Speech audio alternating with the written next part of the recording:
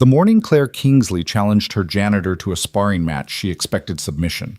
What she got instead was a lesson that would shatter everything she believed about power. In front of 50 employees at Valencia Innovations, the Billionaire CEO's perfectly executed takedown attempt met something unexpected: true strength wrapped in work boots and humility. But when the quiet janitor swept her to the mat with moves that spoke of a buried past, the real fight had only just begun. Stay with me as this story unfolds across continents and consciences. Comment your city below. I'd love to know how far this tale of redemption travels. The morning sun sliced through the floor-to-ceiling windows of Valencia Innovations' executive gym, casting long shadows across the pristine white mats. Claire Kingsley stood at the center, her black gi crisp against her athletic frame, the worn black belt around her waist, telling a story of 15 years of dedication, discipline, and dominance. At 38, she commanded not just this space, but an empire worth $3 billion built on artificial intelligence and an iron will that bent markets to her vision. Strength isn't just physical, she announced to the gathered employees, her voice carrying the authority of someone who'd never been told no and meant it.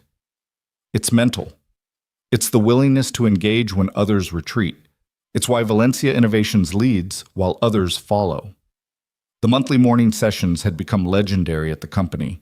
Claire would demonstrate techniques, sometimes spar with visiting instructors, always reinforcing the message that power, real power, came from never showing weakness. The 50 or so employees who gathered weren't just there for the spectacle. Attendance was unofficially mandatory for anyone hoping to climb the corporate ladder. Daniel Briggs pushed his mop bucket along the edge of the mat, trying to be invisible. At 42, he'd perfected the art of being overlooked. Shoulders slightly hunched, eyes down, movements efficient but unremarkable.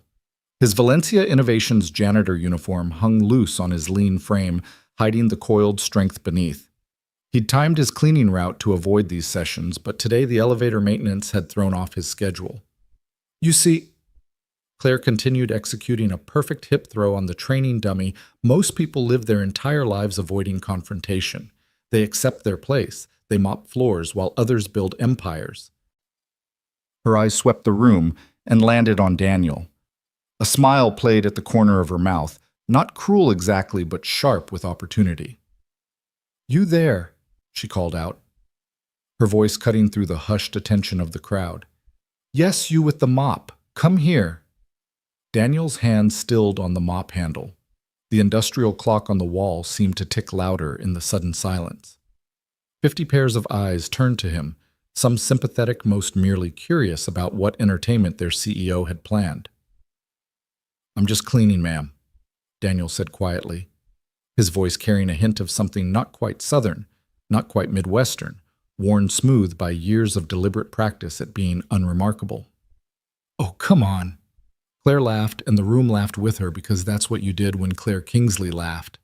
"I'm not going to hurt you, much." More laughter. "I need someone to help me demonstrate a basic technique. You look about the right size. What do you say, want to try a friendly spar? I'll go easy on you." The marketing director, Brad Chen, whistled low. $100 says he doesn't last 30 seconds, he whispered to his colleague. "You're on," Sarah from HR whispered back. "I say 15. Daniel set down his mop with deliberate care, the way someone might place a loaded weapon they didn't want to accidentally discharge. He walked onto the mat, his work boots leaving faint marks on the pristine surface. The contrast was almost painful. Claire, in her professional gear, radiating confidence and barely contained energy. Daniel, in his gray uniform name tag, slightly crooked, a day's stubble on his weathered face. "Take off your boots at least," Claire said, her tone somewhere between amused and condescending. "This is a $10,000 mat."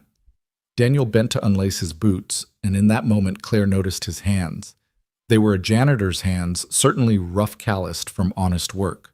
But there was something in the way they moved, economical and precise, that made her training whisper a warning she chose to ignore. "Have you ever done any martial arts?"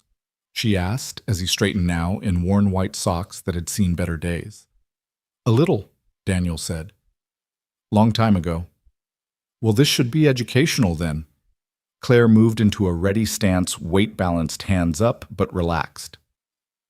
Don't worry, I'm not going to embarrass you. Much. The room tittered again. Someone started recording on their phone despite the company policy against it. Within seconds, a dozen phones were out ready to capture their CEO's latest display of dominance. Daniel stood there for a moment, and Claire saw what she expected to see: a middle-aged janitor out of his depth, probably regretting his life choices. She'd make this quick, painless enough. A simple takedown, help him up, make some point about how everyone could learn from challenges. The usual script. "Ready when you are," Daniel said, and something in his voice made Claire pause. It wasn't fear or bravado. It was patience. The kind of patience that came from having waited for much more important things than a CEO's ego display. Claire moved first, as she always did, a testing jab probing his defenses. Daniel shifted slightly, just enough that her fist found air. Lucky, she thought. She followed with a combination she'd drilled thousands of times, jab cross-level change for the takedown. It was smooth, practice perfect. Daniel's response was water. He didn't block or strike. He simply wasn't where her attacks expected him to be. Her jab slid past his ear as he tilted his head. Her cross met his forearm, but instead of resistance, he redirected the force, turning her momentum into a gentle spiral that left her slightly off balance. When she dropped for the takedown, his hip was already gone, rotated away with a movement so subtle it looked accidental. The room had gone silent. Even the phones seemed to have stopped breathing. Claire reset her smile tighter now. "Not bad. You've definitely trained before." "Like I said," Daniel replied, his stance still casual, almost apologetic. "A little." This time Claire didn't hold back. She launched into an aggressive sequence Thai clinch attempt into knee strikes, transition to arm drag setup for a rear naked choke. It was a combination that had won her tournaments, that had put black belts on their backs. She moved with the confidence of someone who'd never met a problem her will couldn't solve. Daniel moved like smoke through her fingers. The clinch never materialized because his head position was perfect without seeming to try. The knee strikes hit air or glanced off angles that shouldn't have been there. The arm drag found nothing to drag because he was already turning with her motion, using her own force to create distance. And the choke she'd locked in hundreds of times, simply wasn't there, because somehow impossibly he'd shifted his shoulders in a way that made her arms slide off like rain. "Interesting," Claire breathed, and now there was something dangerous in her voice. The kind of dangerous that had crushed competitors in boardrooms and on mats alike. She beckoned him forward. "Your turn. Show me what you've got." Daniel shook his head slightly. "I'm good, ma'am. Maybe we should—" "I said," Claire interrupted, her voice sharp enough to cut glass. "Show me what you've got." The employees pressed closer, sensing blood in the water. This wasn't fun anymore. This was their CEO's reputation, and by extension, the very hierarchy of their world.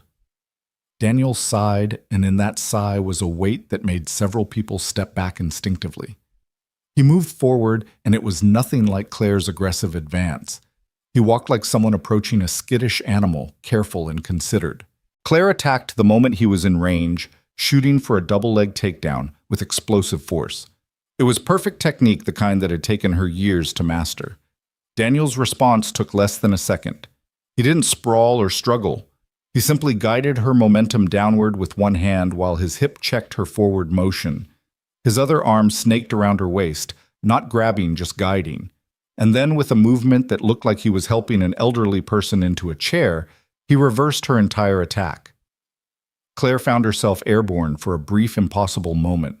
The ceiling lights flashed past her vision. Then she was on the mat, landed so gently it took her a moment to realize she'd been thrown at all.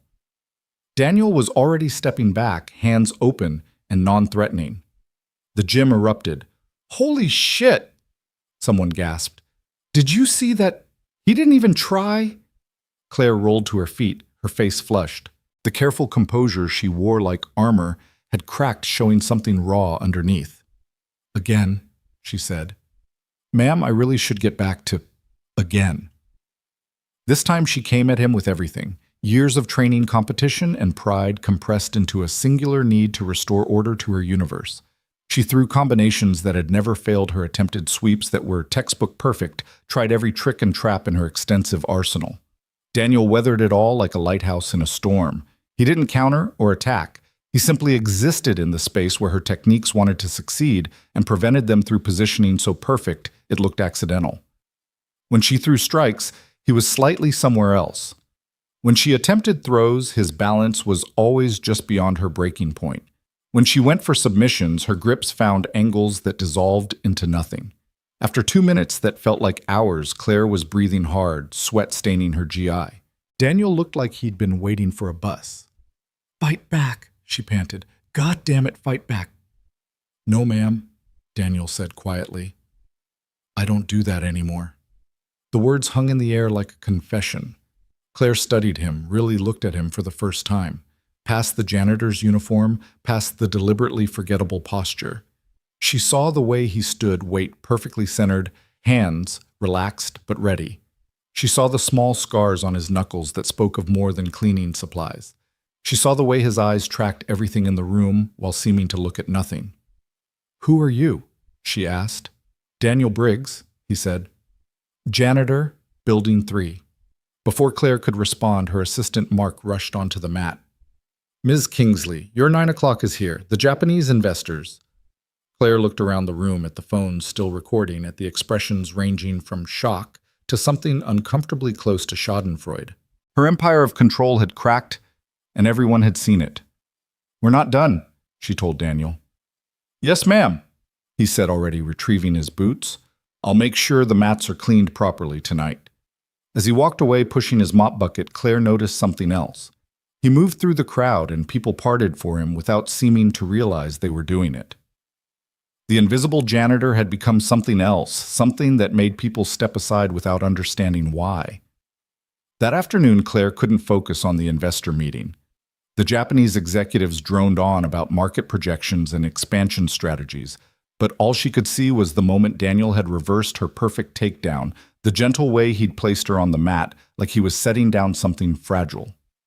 "Kingsley-san," Mr. Yamamoto said, pulling her back to the present. "You seem distracted. Is everything all right?" "Fine," Claire said, forcing herself to focus. "Just considering all angles of your proposal." But she wasn't. She was thinking about Daniel Briggs and the way he'd said, "I don't do that anymore," like it was both a promise and a penance. After the meeting, she pulled up the company personnel files. Daniel Briggs, hired 18 months ago. Previous employment. Various manual labor positions. Education. High school diploma. Emergency contact, Emma Briggs. Daughter age 7. Single father. Nothing else. The file was so thin it practically screamed that there was more to the story. She called her head of security, Tom Reeves. "I need a deeper background check on an employee." "Which one?" "Daniel Briggs, janitor in Building 3. There was a pause. "Any particular reason? Has there been an incident?" Claire thought about the morning sparring session. "Just do it. Full spectrum. Military records, criminal background, everything." "That's unusual for a janitor, ma'am, and potentially legally problematic without cause." "I'm not asking for your legal opinion, Tom. Just get it done." She hung up and turned to her window, looking out at the city she'd conquered one acquisition at a time. Somewhere in Building 3, a janitor was pushing a mop and carrying secrets she suddenly needed to understand. That evening, Daniel stood in the kitchen of his small apartment making mac and cheese while his daughter, Emma, worked on her homework at the scarred dining table. The place was clean but worn, everything secondhand but cared for. Photos on the walls showed better times, a younger Daniel in marine dress blues, a woman with Emma's eyes, and Daniel's quiet smile, the three of them at a beach, somewhere back when the world had been different. "Dad, you're doing the thing again," Emma said without looking up from her math worksheet. "What thing?" "The thinking thing, where you stir the pot but you're not really here." Daniel forced himself to focus on the present, on the orange powder turning into something resembling cheese sauce. "Sorry, kiddo. Long day." "Did something happen at work?" He thought about Claire Kingsley on her back on the mat, the shock in her eyes mixing with something else, recognition, maybe of a predator meeting another predator who'd chosen to eat grass instead of meat. "Nothing important," he said. Emma looked up at him with eyes that were too knowing for 7 years old. She'd had to grow up fast after her mother died, had learned to read the subtle shifts in her father's mood like weather patterns. You know what Mom used to say, Emma said, returning to her homework. Secrets are just truths waiting for the right time. Daniel's hand stilled on the spoon. Rachel had said that usually right before getting him to admit something he'd been holding back. 3 years gone, and her words still lived in their daughter's mouth. Sometimes, Daniel said carefully, the right time never comes, and that's okay too. Emma shrugged, unconvinced but willing to let it go. Can we have ice cream after dinner, Schvers? Vegetables first. You didn't make vegetables. Mac and cheese has cheese. That's dairy. That's practically a vegetable. Emma laughed, and for a moment the small apartment felt less like a hiding place and more like a home. But across the city, Claire Kingsley sat in her office as the sun died behind the skyline, watching grainy security footage on her computer. She'd had it pull the gym recordings from multiple angles, and she was studying them like game tape. She watched Daniel's movements frame by frame, seeing things she'd missed in the heat of the moment. The way he'd shifted his weight just before she attacked, like he'd read her intention before she'd fully formed it. The perfect economy of his movements, nothing wasted, nothing unnecessary. The way he'd controlled her landing when he threw her, ensuring she wouldn't even bruise. This wasn't just training. This was years of something else, something harder and more serious than sport. This was combat refined to instinct. Her phone buzzed. Tom Reeves. That background check you wanted? It's strange. Strange how... Strange as in it's too clean, like someone carefully constructed it to be boring. No social media presence, no digital footprint beyond the basics. His previous employers all check out, but when you dig deeper, the references get vague. It's professional work. Professional as in someone who knows how to disappear wanted Daniel Briggs to have a past that wouldn't raise questions. But here's the thing, I found a partial match in a military database. Sealed records, but the date of birth and first name match. Marine Corps Force Reconnaissance. Everything else is classified or redacted. Claire felt her pulse quicken. Force Recon. Elite Special Operations. The kind of people who did things that never made the news. Can you get the sealed records? Not legally. And probably not illegally without triggering alerts that would bring federal attention. Ms. Kingsley, if this man is who I think he might be pushing, this could be inadvisable. Since when has inadvisable ever stopped me? Since never. Which is why I'm telling you that whoever Daniel Briggs used to be, he's chosen to be a janitor now. Men like that don't make that choice lightly, and they definitely don't appreciate people digging into their reasons. After she hung up, Claire sat in the darkness of her office city lights, painting patterns on the walls. She thought about the way Daniel had said, "I don't do that anymore," and wondered what had happened to make a warrior choose minimum wage and anonymity. The next morning, Daniel arrived at work to find his supervisor, Carl, waiting for him by the supply closet. "Corporate wants to see you," Carl said, and there was something in his voice that sounded like sympathy. "What about..." "Didn't say. Just said to send you up as soon as you got in. 38th floor." Daniel's jaw tightened almost imperceptibly. The executive floor, Claire Kingsley's domain. "Am I being fired?" Carl shrugged. "Above my pay grade, Dan.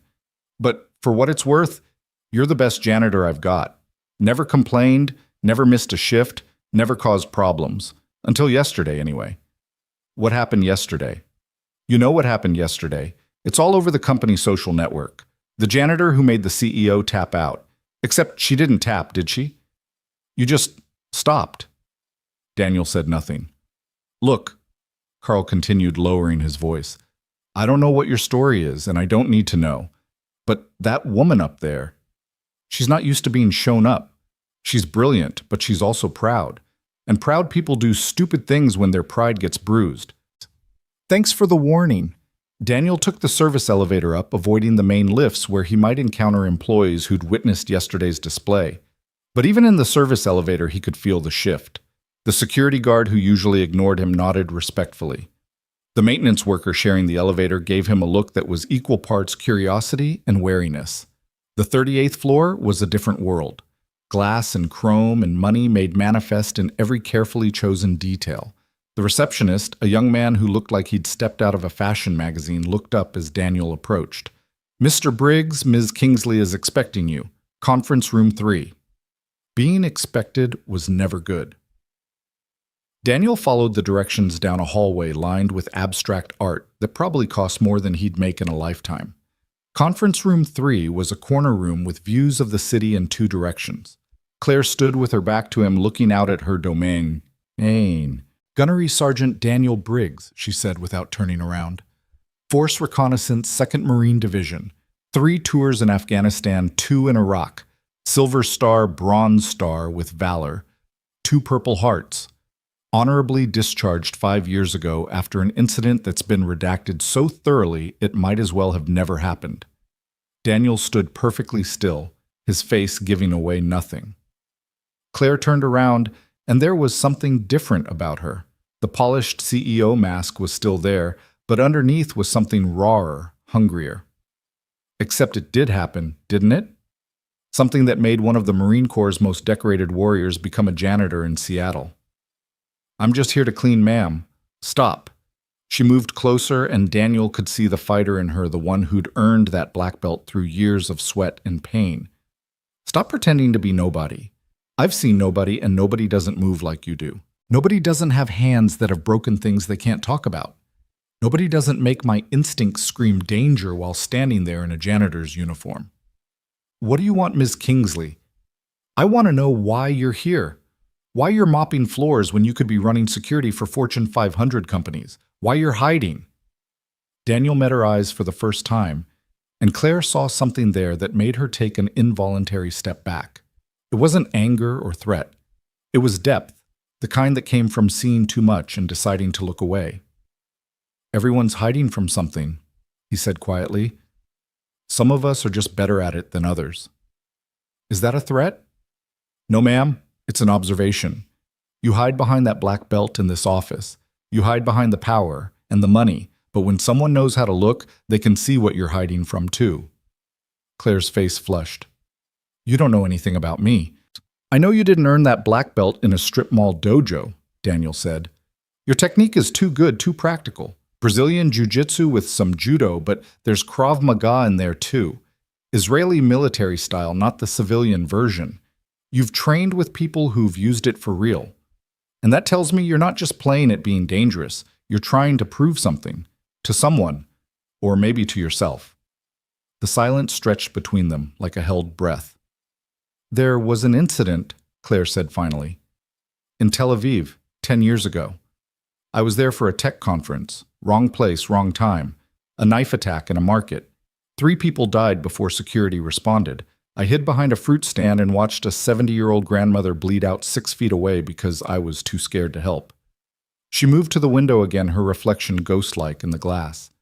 "I started training the next week. Swore I'd never be helpless again. And I haven't been. Until yesterday when you made me feel like that 28-year-old hiding behind oranges in fear." Daniel was quiet for a long moment. Then, "Being dangerous doesn't make you less afraid. It just makes you better at hiding it." "Speaking from experience." "Yeah. What happened? What made you stop?" Daniel looked out at the city, but his eyes were seeing something else. Mountains, maybe. Desert. Places where the rules were different and the consequences absolute. "There was a mission," he said slowly, like he was pulling the words from somewhere deep. "Classified off the books. The kind where success means nobody ever knows it happened. We were tracking a high-value target through a village. Perfect intel, perfect setup. Except intel was wrong. It wasn't a terrorist cell. It was a wedding." Claire said nothing, sensing the weight of what was coming. "We realized it too late. The drone strike was already inbound. I broke protocol, broke radio silence to call it off.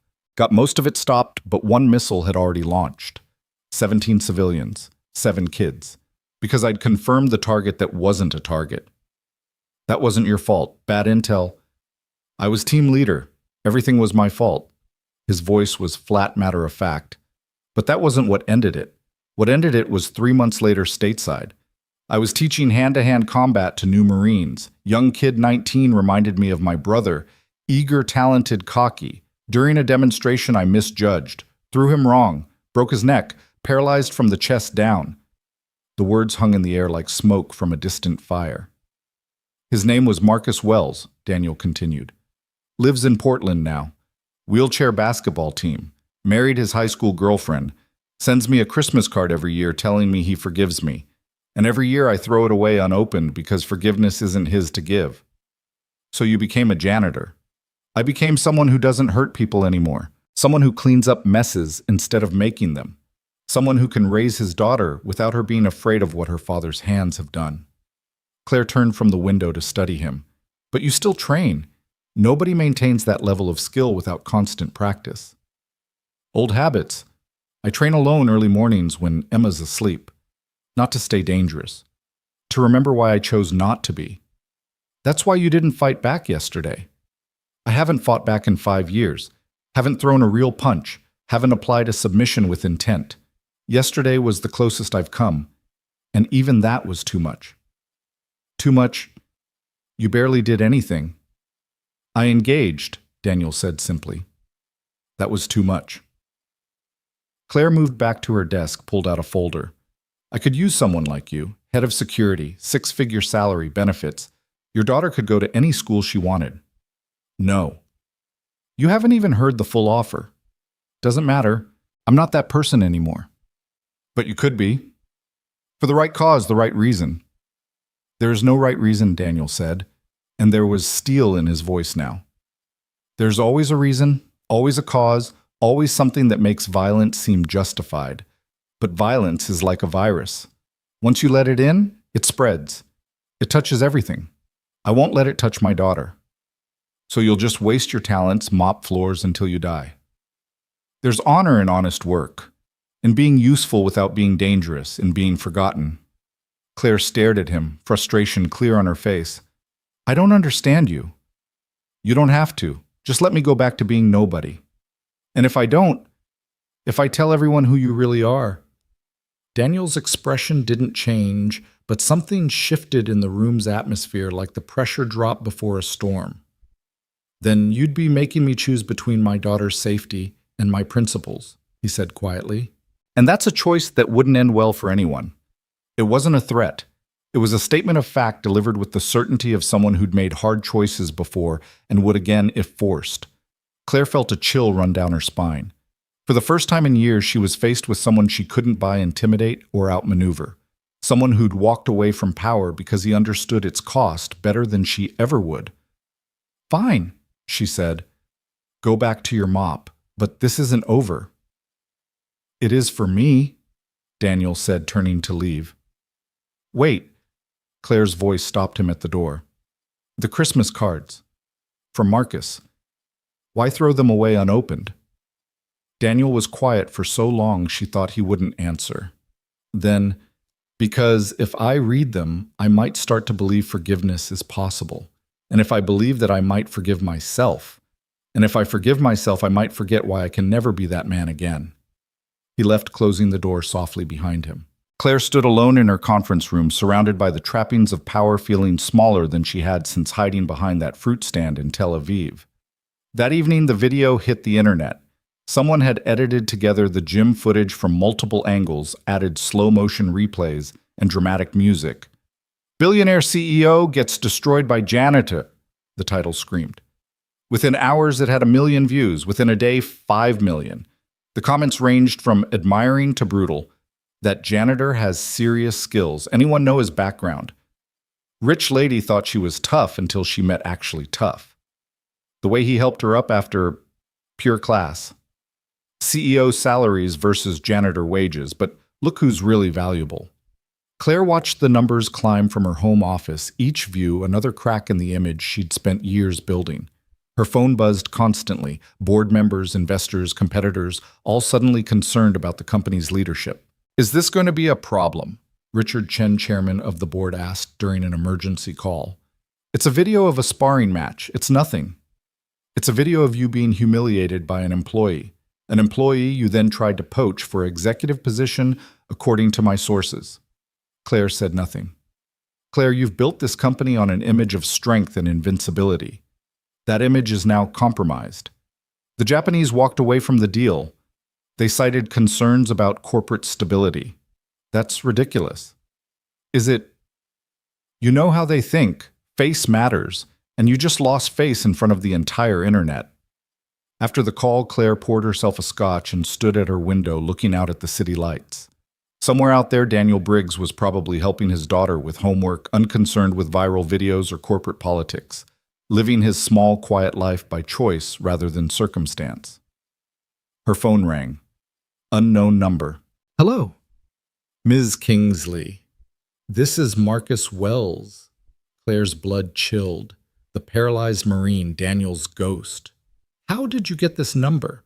I still have friends in the community. When that video went viral, some of them recognized the movement patterns. Figured out who your janitor is. Thought you should hear from me before you do something stupid. I don't. Yes, you do. You're thinking about how to use this, how to leverage him somehow. That's what people like you do. But I'm calling to tell you that Daniel Briggs is the best man I've ever known, and what happened to me wasn't his fault. He paralyzed you. No. A freak accident paralyzed me. A combination of factors that nobody could have predicted. I've seen the footage from that training session 100 times. Daniel did everything right. Sometimes everything right still goes wrong. Then why does he blame himself?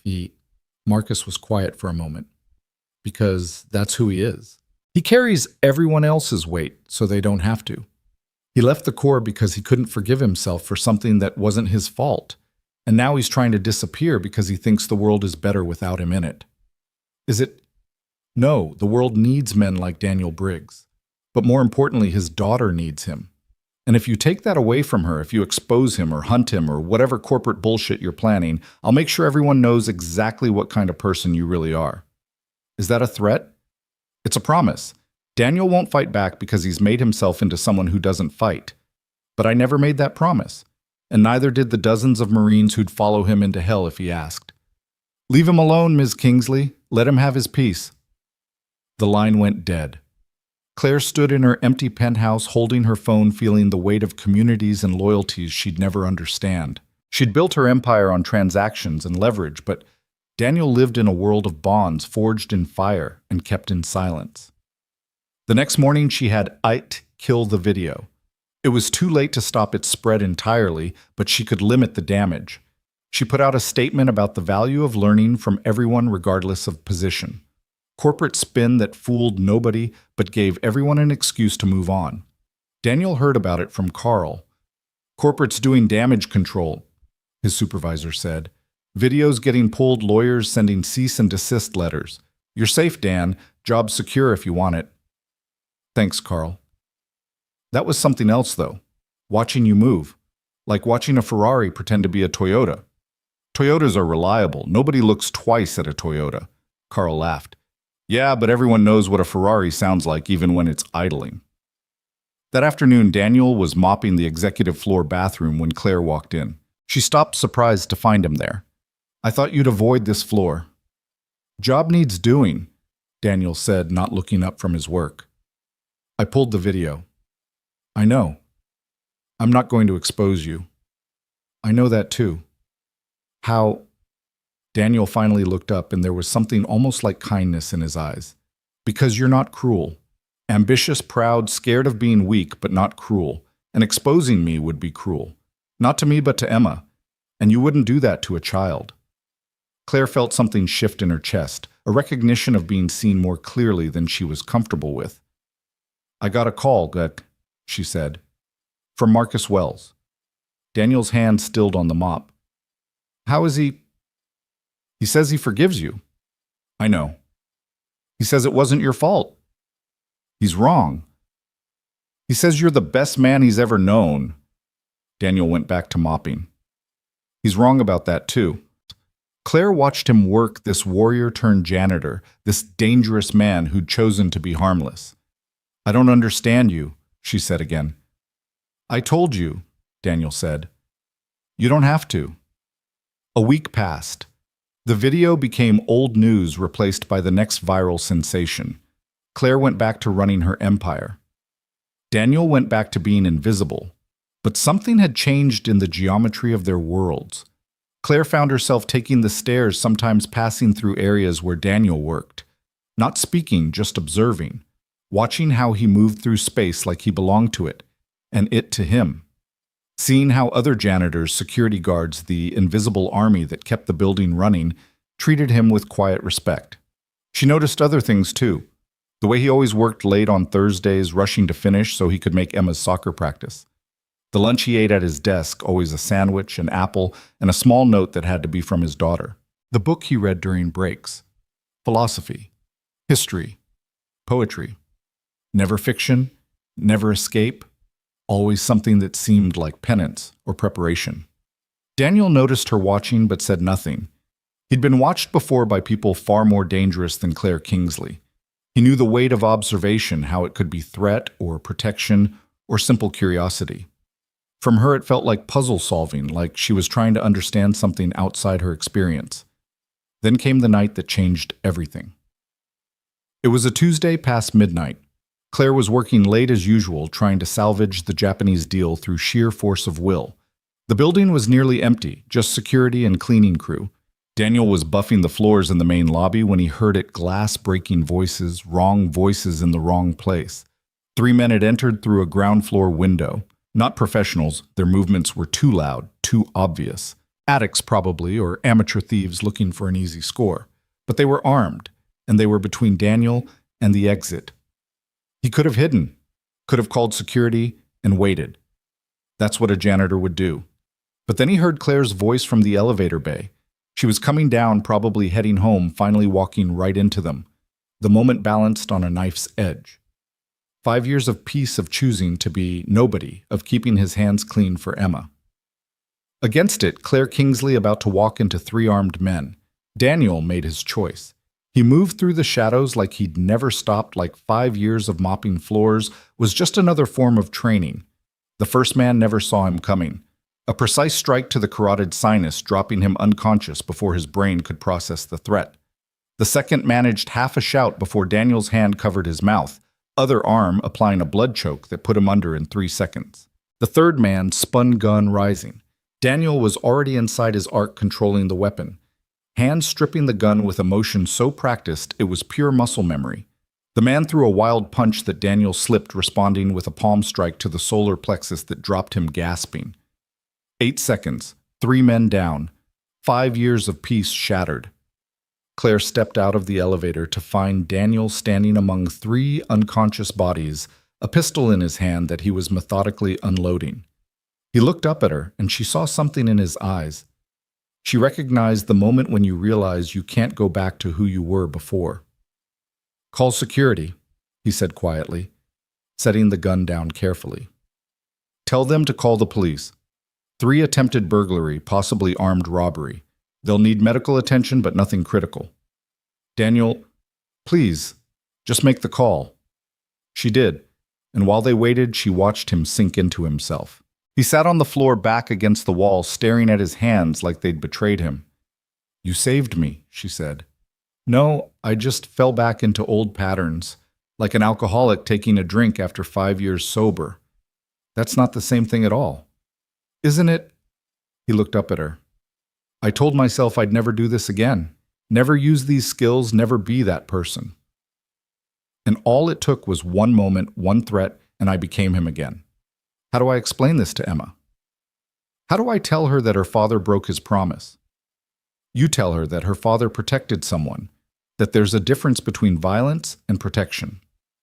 There's no difference, not in the doing of it. The same skills, the same training, the same person I swore I'd never be again." Security arrived, then the police. Daniel gave his statement matter-of-factly, leaving out nothing but adding no drama. Claire watched him navigate the questions with the ease of someone who'd been debriefed before, who knew how to give exactly the information required and nothing more. "You've got good instincts," the lead detective told him. "Ever consider law enforcement?" "No," Daniel said simply. After they left, Claire drove Daniel home. He'd refused at first, but she'd insisted, and he was too tired to argue. They sat in her Tesla in silence for most of the drive, the city sliding past in streams of light. "What you did tonight," Claire said finally, "it doesn't make you a bad person." "I never said I was a bad person. I said I was a dangerous person trying not to be. Maybe that's not possible. Maybe you can't just turn off what you are." "Then I'll keep trying anyway." "Why?" Daniel was quiet for so long she thought he wouldn't answer. They were pulling up to his apartment building, a tired-looking complex that had seen better decades. Because, he said finally, Emma's mother died because of what I was, and I'll be damned if Emma loses her father to it too. He got out before Claire could ask what he meant, disappearing into the building's shadows. But Claire Kingsley hadn't built an empire by accepting non-answers. The research Claire commissioned was thorough, expensive, and ultimately heartbreaking. The private investigator she hired was ex-CIA, someone who knew how to find things that had been deliberately buried. It took him 3 weeks and cost more than most people's annual salary, but he delivered. Rachel Briggs, née Morrison, had died 3 years ago in a car accident. Single vehicle, late-night rural road outside Fort Bragg. The official report was clean, wet roads, high speed, tragic accident. But the investigator found more. Rachel had been receiving death threats. Someone from Daniel's past, someone with a grudge against force recon operations in Afghanistan. The threats had been specific, credible, and Daniel had reported them to the authorities. The night Rachel died, Daniel had been deployed on a training exercise. Convenient timing that looked less convenient when you knew about the threats. The investigation had been perfunctory. The case closed quickly. Too quickly, according to the investigator's sources. Claire sat in her office reading the report for the 3rd time. A photo was clipped to the back, the Briggs family at Emma's 4th birthday party. Daniel in civilian clothes, but still carrying himself like a warrior. Rachel, beautiful and laughing. Emma covered in cake and joy. 3 months before Rachel died. You wanted leverage, she murmured to herself. Be careful what you wish for. She was still staring at the photo when her assistant knocked. Ms. Kingsley. There's a situation in the lobby. Claire found chaos. A man in an expensive suit was screaming at Daniel, who stood perfectly still, mop in hand, taking the abuse with the patience of stone. The man was clearly drunk, his words slurred but venomous. You think you're special? The man shouted. Big tough guy in that video? You're nothing, a janitor, a nobody. My shoes cost more than you make in a month. Claire recognized him. Travis Hoffman, a mid-level executive from the accounting department, known for his temper, his drinking, and his recent divorce. Sir, Daniel said calmly, you should go home. I can call you a cab. Travis shoved Daniel hard, or tried to. It was like pushing a wall. Daniel didn't even shift his weight. Don't tell me what to do. Travis pulled back his fist. The punch never landed. Daniel moved minimally, just enough that Travis's fist hit air, the momentum carrying him forward into a stumble. He caught himself face red with rage and humiliation. Fight back, Travis shouted. Come on, tough guy. Show everyone what you really are. What I really am, Daniel said quietly, is a janitor who thinks you should go home. Travis pulled something from his pocket, a knife small but sharp, the kind of thing that could kill just as easily as a sword. The lobby went silent, everyone backing away. Travis, Claire said, stepping forward. Put it down, now. Stay out of this. Travis waved the knife wildly. This is between me and him, the big hero. Let's see how tough he is now. Daniel set down his mop with the same careful precision he'd shown that first day in the gym. When he looked up, Travis actually took a step back. There was something in Daniel's eyes, something that had been sleeping for 5 years but was now terribly, completely awake. You have 3 seconds to put down the knife, Daniel said, and his voice was different. Not louder, but carrying an authority that made everyone in the lobby freeze. After that, I'm going to take it from you, and you won't like how I do it. You're threatening me. Everyone heard that. You're threatening. 2 seconds. Travis lunged. It was graceless, desperate, the attack of a drunk man with a weapon he didn't know how to use. Daniel moved like water and lightning. He redirected Travis's arm, twisted his wrist in a way that made the knife clatter across the marble floor, then swept his legs and controlled his descent to the ground. The whole sequence took less than a second. But Daniel didn't stop there. His hand went to Travis's throat, not squeezing, but positioned perfectly for a killing strike. His other hand had Travis's arm bent at an angle that was a breath away from breaking, and in his eyes was nothing. No anger, no fear, just the empty efficiency of a machine designed for violence. Daniel, Claire said softly. Daniel, it's over. For a moment, Daniel didn't seem to hear her. He was somewhere else, some dusty street or mountain pass where violence had different rules. Then Emma's face flickered across his memory, and he released Travis like he was radioactive. Travis scrambled away, gasping, his suit torn and his dignity shattered. Security finally arrived far too late to matter. The police were called, statements were taken, and Travis was arrested for assault with a deadly weapon. But the damage was done. Daniel stood in the lobby surrounded by witnesses, all of whom had seen what Claire had seen the moment when the janitor mask slipped and something much more dangerous looked out. That night, Daniel didn't go home immediately. He went to the gym, the old one in the basement of a community center where he trained alone in the early morning hours. He needed to burn off the adrenaline to push his body until his mind could find quiet again. He was halfway through his routine when he realized he wasn't alone. Claire stood in the doorway, still in her business suit, watching him work the heavy bag with combinations that were too precise to be anything but military. How did you find me? I had you followed after the incident. I wanted to make sure you were okay. Daniel threw another combination, the bag jumping with each impact. I'm fine. No, you're not. You're spiraling. I can see it. You don't know what you're seeing. I know exactly what I'm seeing. Claire moved closer, careful but unafraid. I'm seeing someone who's built a prison out of his own guilt and is terrified he's breaking out.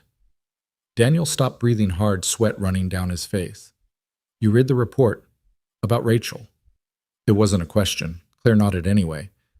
Then you know why I can't be that person anymore. Violence follows violence. It spreads like a disease. It touched my family once. I won't let it happen again. It wasn't your fault. Everything that happens to the people around me is my fault. That's what responsibility means. That's what leadership means. You should understand that. Claire did understand. It was the weight she carried every day, every decision that affected thousands of employees. But hers was a corporate burden. His was written in blood. Emma needs a father, she said, not a ghost, not someone so afraid of what he was that he can't be anything else. Emma needs a father who comes home every night, who doesn't have enemies, who doesn't attract violence like a magnet. And yet violence found you anyway. Travis would have attacked someone today regardless. Would you rather it had been someone who couldn't defend themselves? Daniel unwrapped his hands slowly, methodically. There's always a justification, always a reason why this time is different, why this violence is necessary. That's how it starts. That's how you wake up one day with blood on your hands and can't remember when they got dirty. Or, Claire said, that's how you save people. That's how you protect the innocent. That's how you make sure other little girls don't lose their mothers. Daniel's head snapped up, and for a moment Claire thought she'd gone too far. The temperature in the room seemed to drop 10 degrees. Careful, he said softly. Why? Because you might hurt me. You won't. You can't. It's not who you are, no matter how much you want to pretend otherwise. You're not a killer trying to be good. You're a protector trying not to care. You don't know me. I'm starting to. Claire pulled out her phone, showed him a video. It was security footage from the lobby, but not from today. From last week, Daniel helping an elderly woman with her groceries, making her laugh. Daniel teaching a young security guard a better way to stand to ease his back pain. Daniel finding a lost child and staying with her, making origami animals out of paper towels until her mother arrived. This is who you are, Claire said. The violence isn't the core, it's the tool, and a tool doesn't define the hand that wields it. Daniel watched the footage, seeing himself through her eyes. It was disorienting, like looking at a stranger who wore his face. Why do you care? He asked. Claire was quiet for a moment, then, because I recognize something in you. The need to be strong enough that nothing can hurt you again. The weight of knowing that strength isn't enough. The fear that underneath everything you've built, you're still that scared person hiding while others die. I'm not scared. No, you're terrified. Not of dying, not of fighting. You're terrified of being who you really are because you think that person is a monster. But monsters don't mourn their victims. Monsters don't spend 5 years doing penance. Monsters don't love their daughters the way you love Emma. Daniel's phone buzzed, a text from Emma's babysitter. Where are you? Emma's asking. I have to go, he said. Daniel, my daughter needs me. He left Claire standing in the empty gym, surrounded by the echoes of impacts and the ghost of violence barely contained. When Daniel got home, Emma was at the dining table, but she wasn't doing homework. She was reading something on a tablet, her face serious in a way that made Daniel's stomach clench. "Hey, kiddo." Sorry I'm late. Emma looked up at him with eyes that were too knowing. There's a video from your work today. Everyone at school saw it. Daniel's heart sank. Of course, everyone had a phone. Everyone recorded everything. Emma, is this why Mom died, because of what you used to do? The question hit like a physical blow. Daniel pulled out a chair, sat down heavily. The moment he dreaded for 3 years was here, and he had no script for it. How do you... I'm not stupid, Dad. I hear things. I see things. The way you move, the way people look at you sometimes. The nightmares you pretend not to have. And now this. She turned the tablet toward him. The video was viral already. Janitor takes down armed attacker in seconds. Your mom, Daniel said slowly, died in a car accident. But it wasn't really an accident, was it? Daniel looked at his daughter, 7 years old and already carrying weight she shouldn't have to bear. The truth was a burden, but lies were worse. They rotted foundations, destroyed trust. I don't know, he admitted. Maybe not. There were, people who wanted to hurt me, who might have hurt her to get to me. But I don't know for sure, and I never will. Emma was quiet for a moment, processing this confirmation of her worst suspicions. Then, is that why you stopped? Why you became just a janitor? You're never just anything, Em. Every job has dignity if you do it well. But yes, that's why I stopped, to keep you safe. But you didn't stop. Not really. You just pretended. I tried. Mom wouldn't want you to pretend, Iki, Emma said with the certainty only children can manage. She used to say you were a hero, that you saved people. I also hurt people. Bad people. Mostly. Not always. Sometimes people who were just in the wrong place. Sometimes people who were just following orders like I was. Emma studied him with Rachel's eyes, seeing through him the way her mother always had. The man today, he was going to hurt someone. Yes. So you stopped him. Yes. Then you're still a hero, just a sad one. The simplicity of it, the pure childhood logic, broke something in Daniel. He pulled Emma into a hug, holding her tight, feeling the weight of trying to be two different people at once. I love you, kiddo. I love you too, Dad. But you need to stop being so sad. Mom wouldn't like it. That night after Emma was asleep, Daniel stood on his apartment's small balcony, looking out at the city. His phone rang. Unknown number, but he recognized the area code. Quantico. Daniel Briggs? Who's asking? Colonel James Mitchell. We haven't met, but I knew your reputation. I'm calling because today's incident has attracted attention. I'm not interested. I'm not recruiting. I'm warning. The man you took down, Travis Hoffman. He's connected. His brother is Marcus Hoffman. The name hit Daniel like ice water. Marcus Hoffman. Arms dealer, terrorist, facilitator. Someone Daniel had hunted for 2 years in Afghanistan without success. That's not possible. We checked. Different last names, different mothers, but brothers nonetheless. And Marcus has been looking for you since you left the service. The accident with your wife. We could never prove it, but you knew. Daniel's voice was dangerous. You knew and you didn't tell me. We suspected, no proof, and you'd already left. We thought if you stayed quiet, stayed hidden, it would blow over. But this video, your face all over the internet. Daniel, he's going to come for you. Let him come. It's not just you anymore. You have a daughter. The words hung in the air like a threat and a reminder both. How long do I have? Our intelligence suggests he's in Europe right now, but he has people here. Days, maybe a week before they move. You need to disappear. We can help with that. New identity, new location. I'm done running. Daniel. He hung up. Running meant leaving everything Emma knew, her school, her friends, the memories of her mother that lived in these walls. Running meant Marcus Hoffman won that Rachel's death meant nothing, that 5 years of trying to be better were wasted. His phone buzzed, a text from Claire. "We need to talk. I know about Marcus Hoffman." Of course she did. Claire Kingsley didn't do anything halfway. They met at her office at midnight. The building was empty except for security, the city lights painting shadows on the walls. Claire was dressed down jeans and a sweater, looking more human than he'd ever seen her. "Your investigator is good," Daniel said. "The best money can buy. He says you have a week, maybe less." "That matches what I heard." "You need to run." "No." "Daniel, this isn't about your pride." "It's not about pride. It's about Emma. She's lost enough. I won't make her lose everything else, too." Claire studied him for a moment, then nodded. "Okay, then we fight." You think I'm going to let one of my employees face this alone? Besides, Marcus Hoffman has been on several government watch lists for years. Taking him down would be a public service. This isn't your fight. It became my fight the moment you saved me from those thieves. Or maybe before that, when you showed me that strength isn't about domination. Either way, I'm in. You don't understand what you're getting into. Marcus Hoffman isn't some corporate rival. He's killed people, sold weapons that have killed thousands more. He has resources, connections, and absolutely no moral boundaries.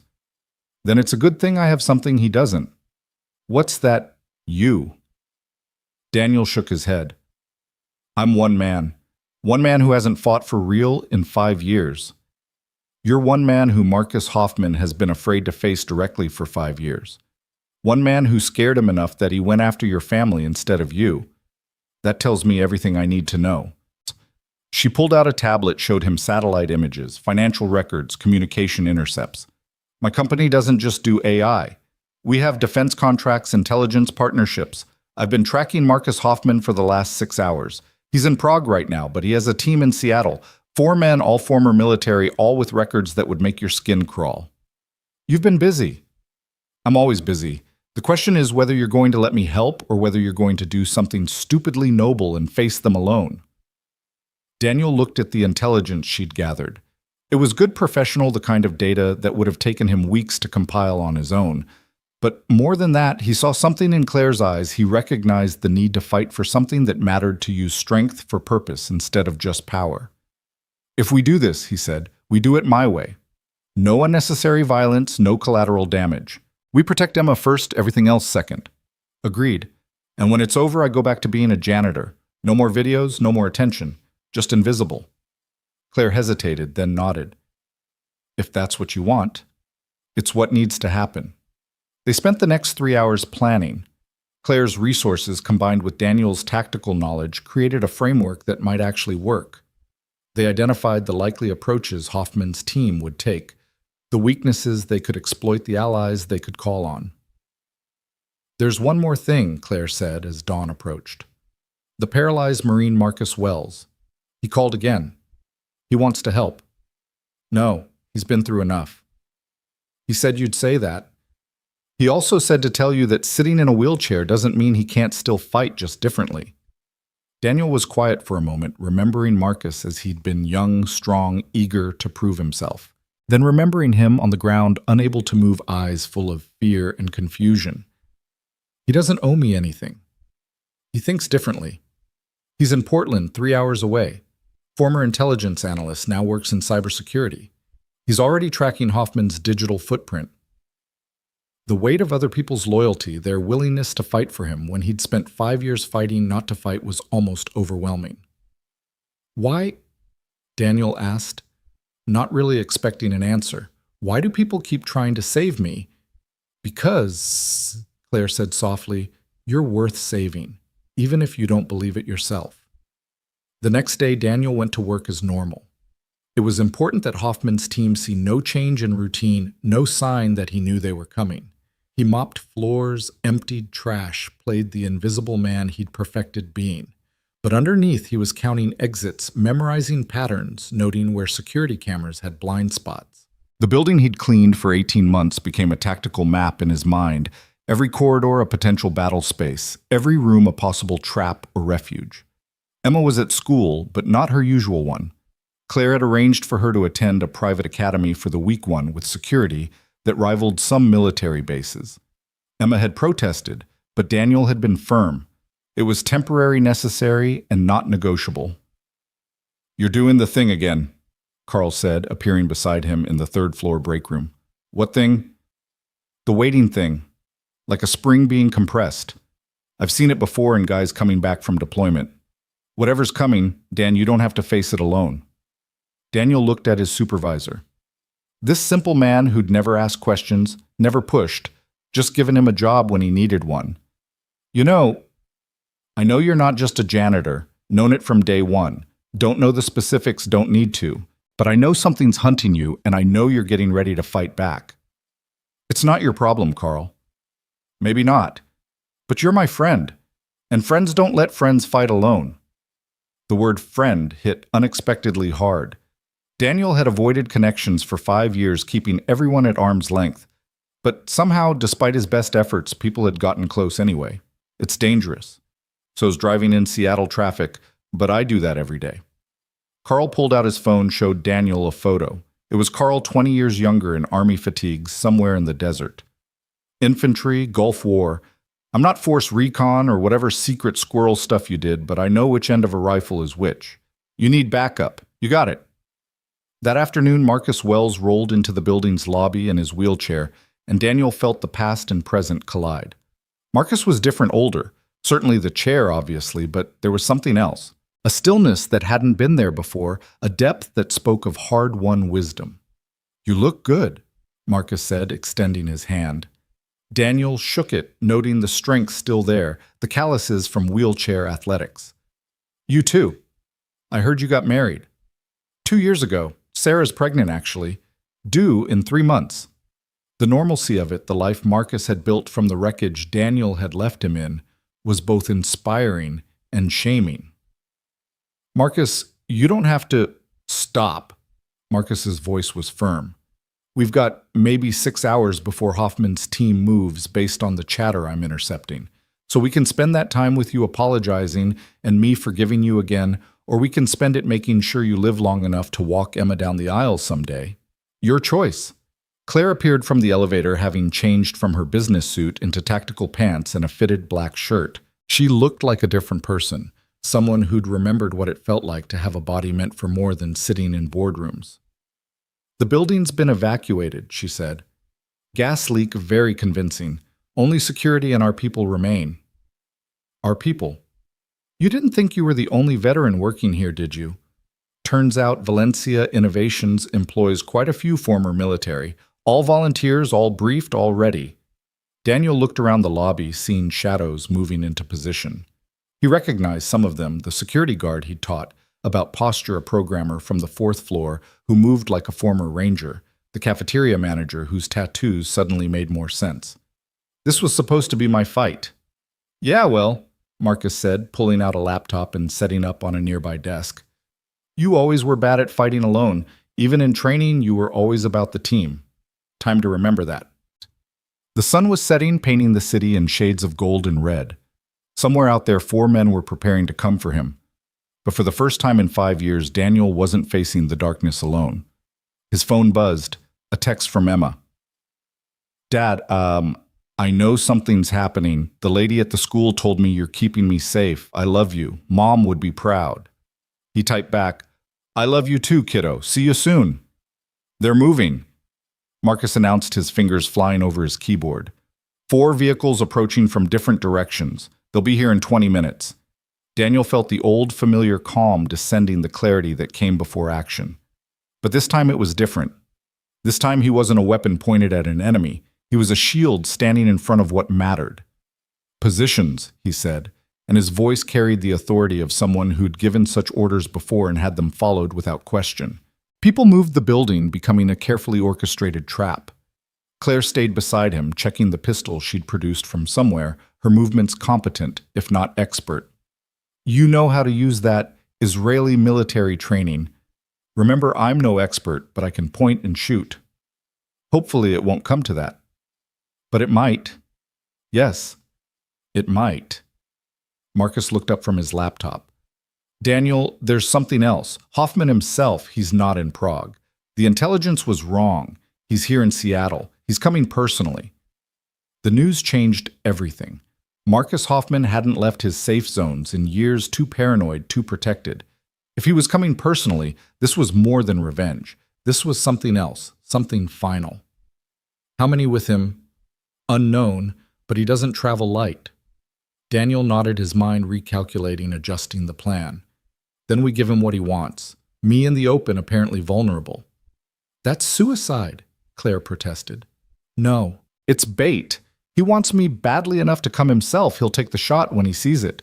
And when he does, we take him down, Marcus finished. Classic ambush.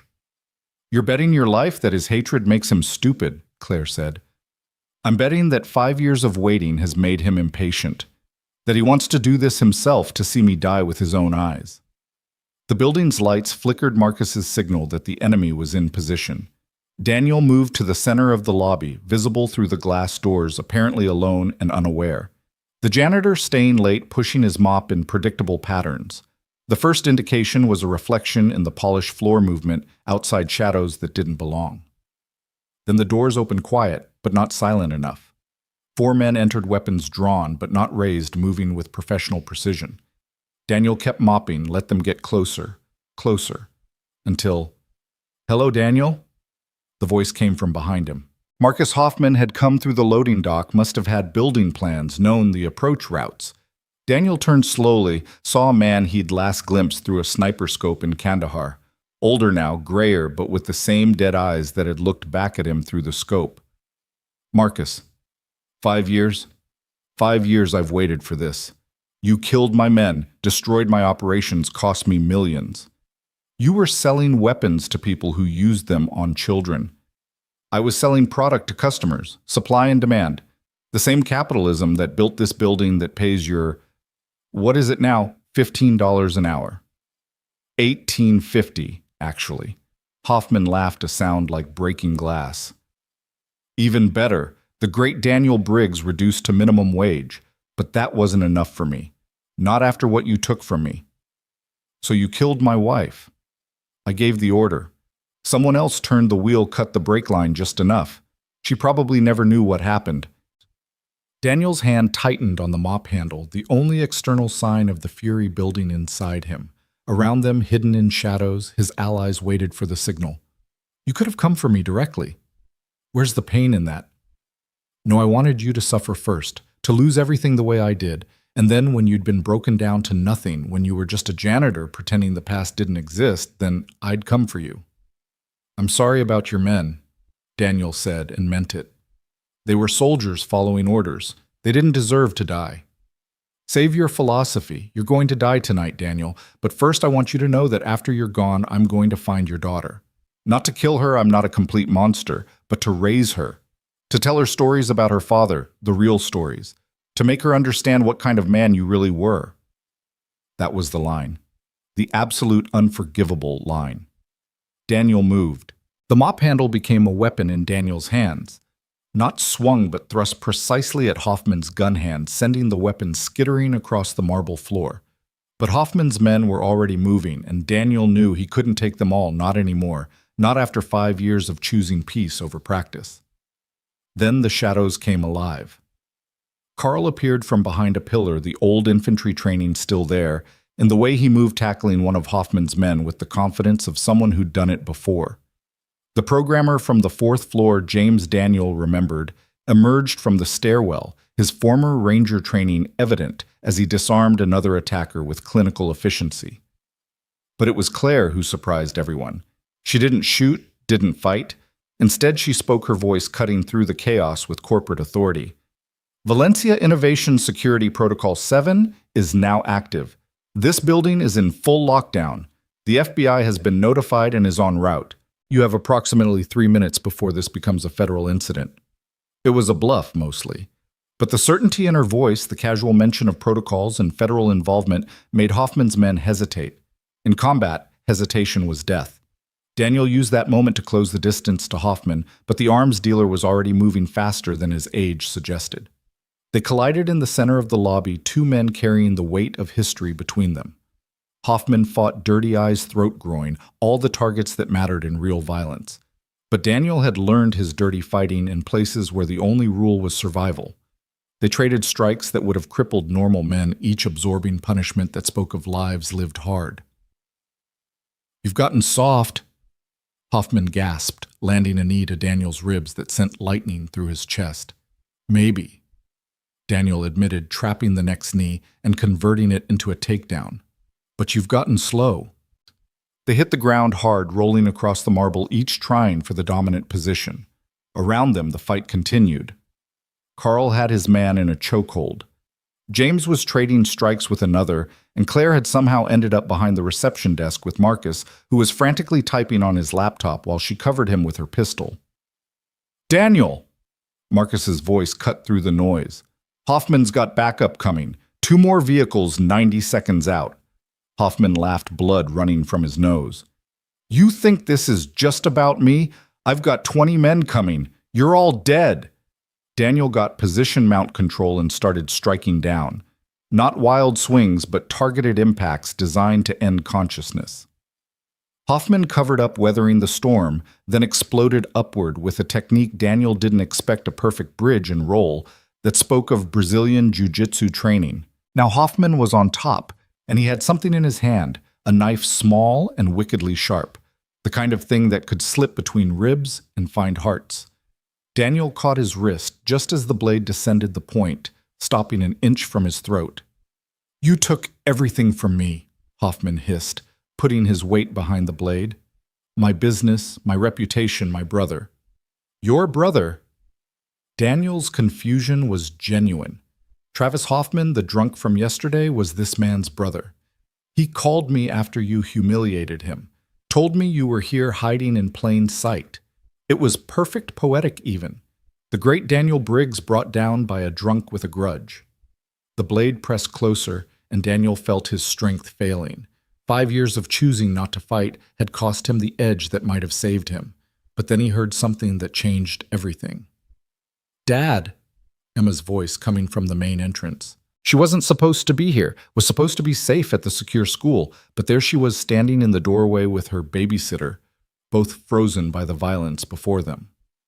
"Emma, run!" Daniel roared, finding strength he didn't know remained. But Emma didn't run. 7 years old, Rachel's daughter as much as his. She walked forward with a courage that had no business existing in someone so young. "Stop hurting my dad," she said to Hoffman, her voice steady despite the tears on her cheeks. Hoffman looked at her, and something flickered in his dead eyes. For a moment he might have been human. Then his face hardened. "Perfect," he said. "She can watch her father die the way I watched you kill my—" The shot was impossibly loud in the marble lobby. Hoffman jerked his eyes wide with surprise, the knife falling from nerveless fingers. He looked down at the spreading red stain on his chest, then up at the mezzanine level where the shooter stood. Marcus Wells in his wheelchair at the railing, a rifle across his lap. "I might not be able to walk," Marcus called down, "but I can still shoot straight." Hoffman tried to speak, but only blood came out. He toppled sideways, and Daniel pushed him off, scrambling to his feet and running to Emma, scooping her up and turning her away from the violence. "I've got you, kiddo. I've got you." "I was so scared," Emma sobbed into his shoulder. "The lady at the school said there was an emergency, that I had to come, but then we saw the fighting and—" "Shh, it's okay. It's over." But it wasn't. The sound of approaching vehicles, the screech of tires, the sound of doors opening. Hoffman's backup had arrived. "Positions," Daniel barked, setting Emma behind the reception desk where Claire and Marcus had created a makeshift command post. "Claire, watch her." But before anyone could move, the windows exploded inward in a shower of glass and smoke grenades. The lobby filled with dense gray clouds, visibility dropping to 0. Daniel heard boots, lots of them moving with tactical precision. This was it. They were outnumbered, outgunned, and half their people were already injured from the first fight. Daniel reached for the pistol Hoffman had dropped, knowing it wouldn't be enough, knowing that sometimes courage meant dying well rather than living badly. Then through the smoke, he heard something that didn't make sense. Screaming, but not from his people. The sound of impacts of bodies hitting the ground, but the pattern was wrong. Someone was attacking Hoffman's reinforcements and doing it with devastating efficiency. The smoke began to clear, and Daniel saw him. A figure in black tactical gear, no insignia, no identification moving through Hoffman's men like death itself. Every movement was economical, every strike precise. In 30 seconds, 20 men were down neutralized with a combination of martial arts and less lethal weapons that spoke of skills beyond even special operations. The figure turned toward Daniel, pulling off the tactical mask to reveal a face he recognized from intelligence briefings but had never seen in person. "John Mitchell," the man said, extending his hand. "Colonel Mitchell's son. Former Delta Force current. Well, that's classified. But let's say I owe you a debt from Afghanistan. You saved my unit once, probably don't even remember. Time to return the favor." Daniel shook the offered hand, his mind trying to process the rapid shift from certain death to inexplicable salvation.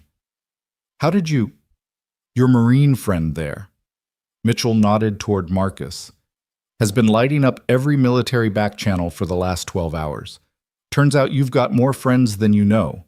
People who remember what you did, who you saved, what you sacrificed. We've been watching waiting. When Hoffman made his move, we made ours." Sirens were approaching now, real ones, not the bluff Claire had threatened. The FBI, local police, everyone drawn by the gunfire and chaos. "You need to go," Mitchell said.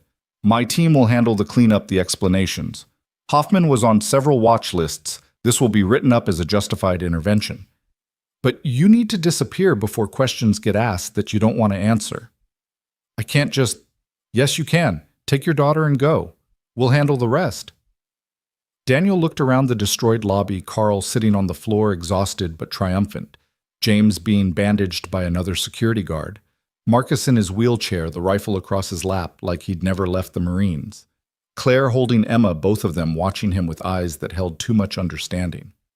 "Thank you," he said to all of them. "Thank you for not letting you be alone," Claire finished. "That's what people do for each other, even stubborn former Marines who think they have to carry everything themselves." Emma pulled away from Claire and ran to Daniel, wrapping her arms around his waist. "Can we go home now?" "Yeah, kiddo, we can go home." But as they walked toward the exit, Claire called out, "Daniel!" He turned. "This doesn't end here. You know that, right? Hoffman's dead, but his organization isn't.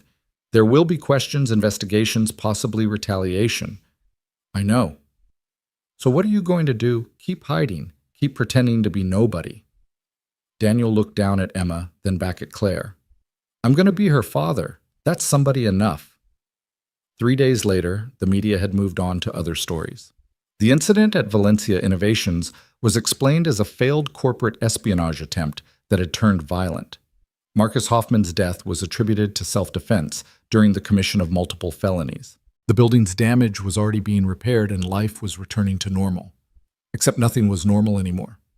Daniel sat in Claire's office, not the formal conference room, but her actual office, the place where she made the decisions that moved millions. Emma was at school, the regular one, with security that was discreet but present. The immediate danger had passed, but the infrastructure of protection remained. "The board wants to give you a commendation," Claire said, pouring coffee from a machine that probably cost more than his monthly rent. "Heroic employees saved the company, that sort of thing." "No. I told them you'd say that. I also told them that if they pushed it, you'd probably disappear entirely, and then they'd have to explain why their hero janitor vanished. Thank you. Don't thank me yet." She pulled out a folder thick with documents.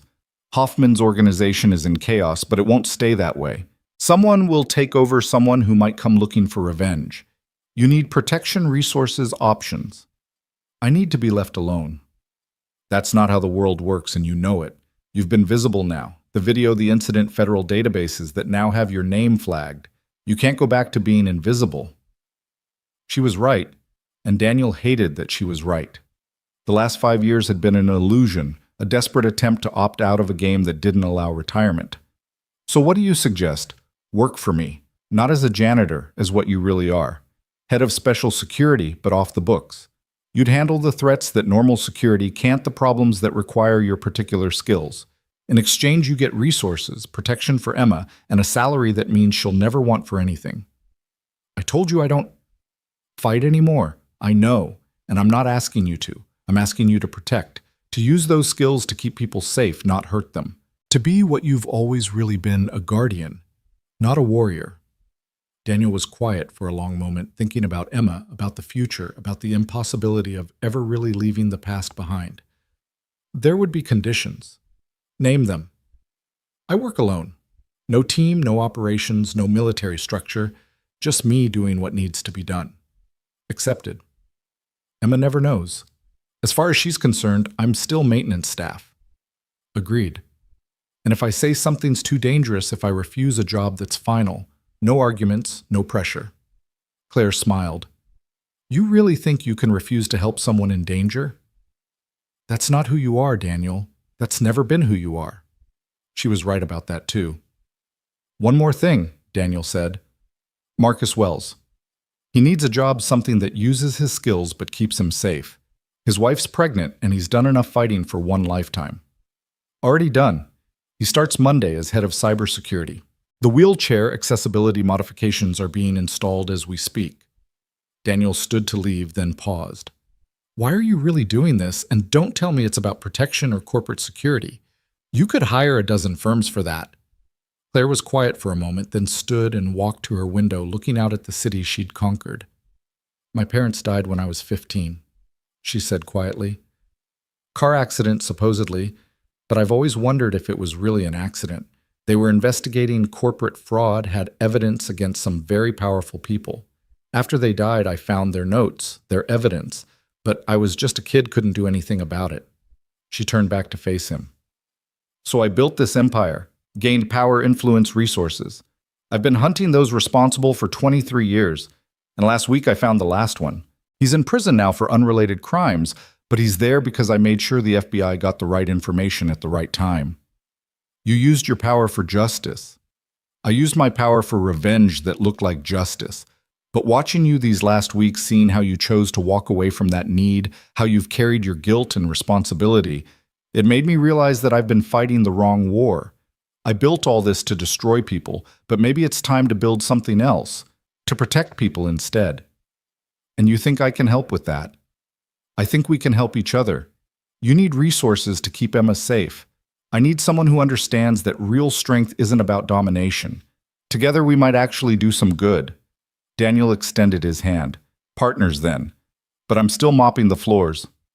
Claire laughed, shaking his hand. Fine, but you're getting a raise.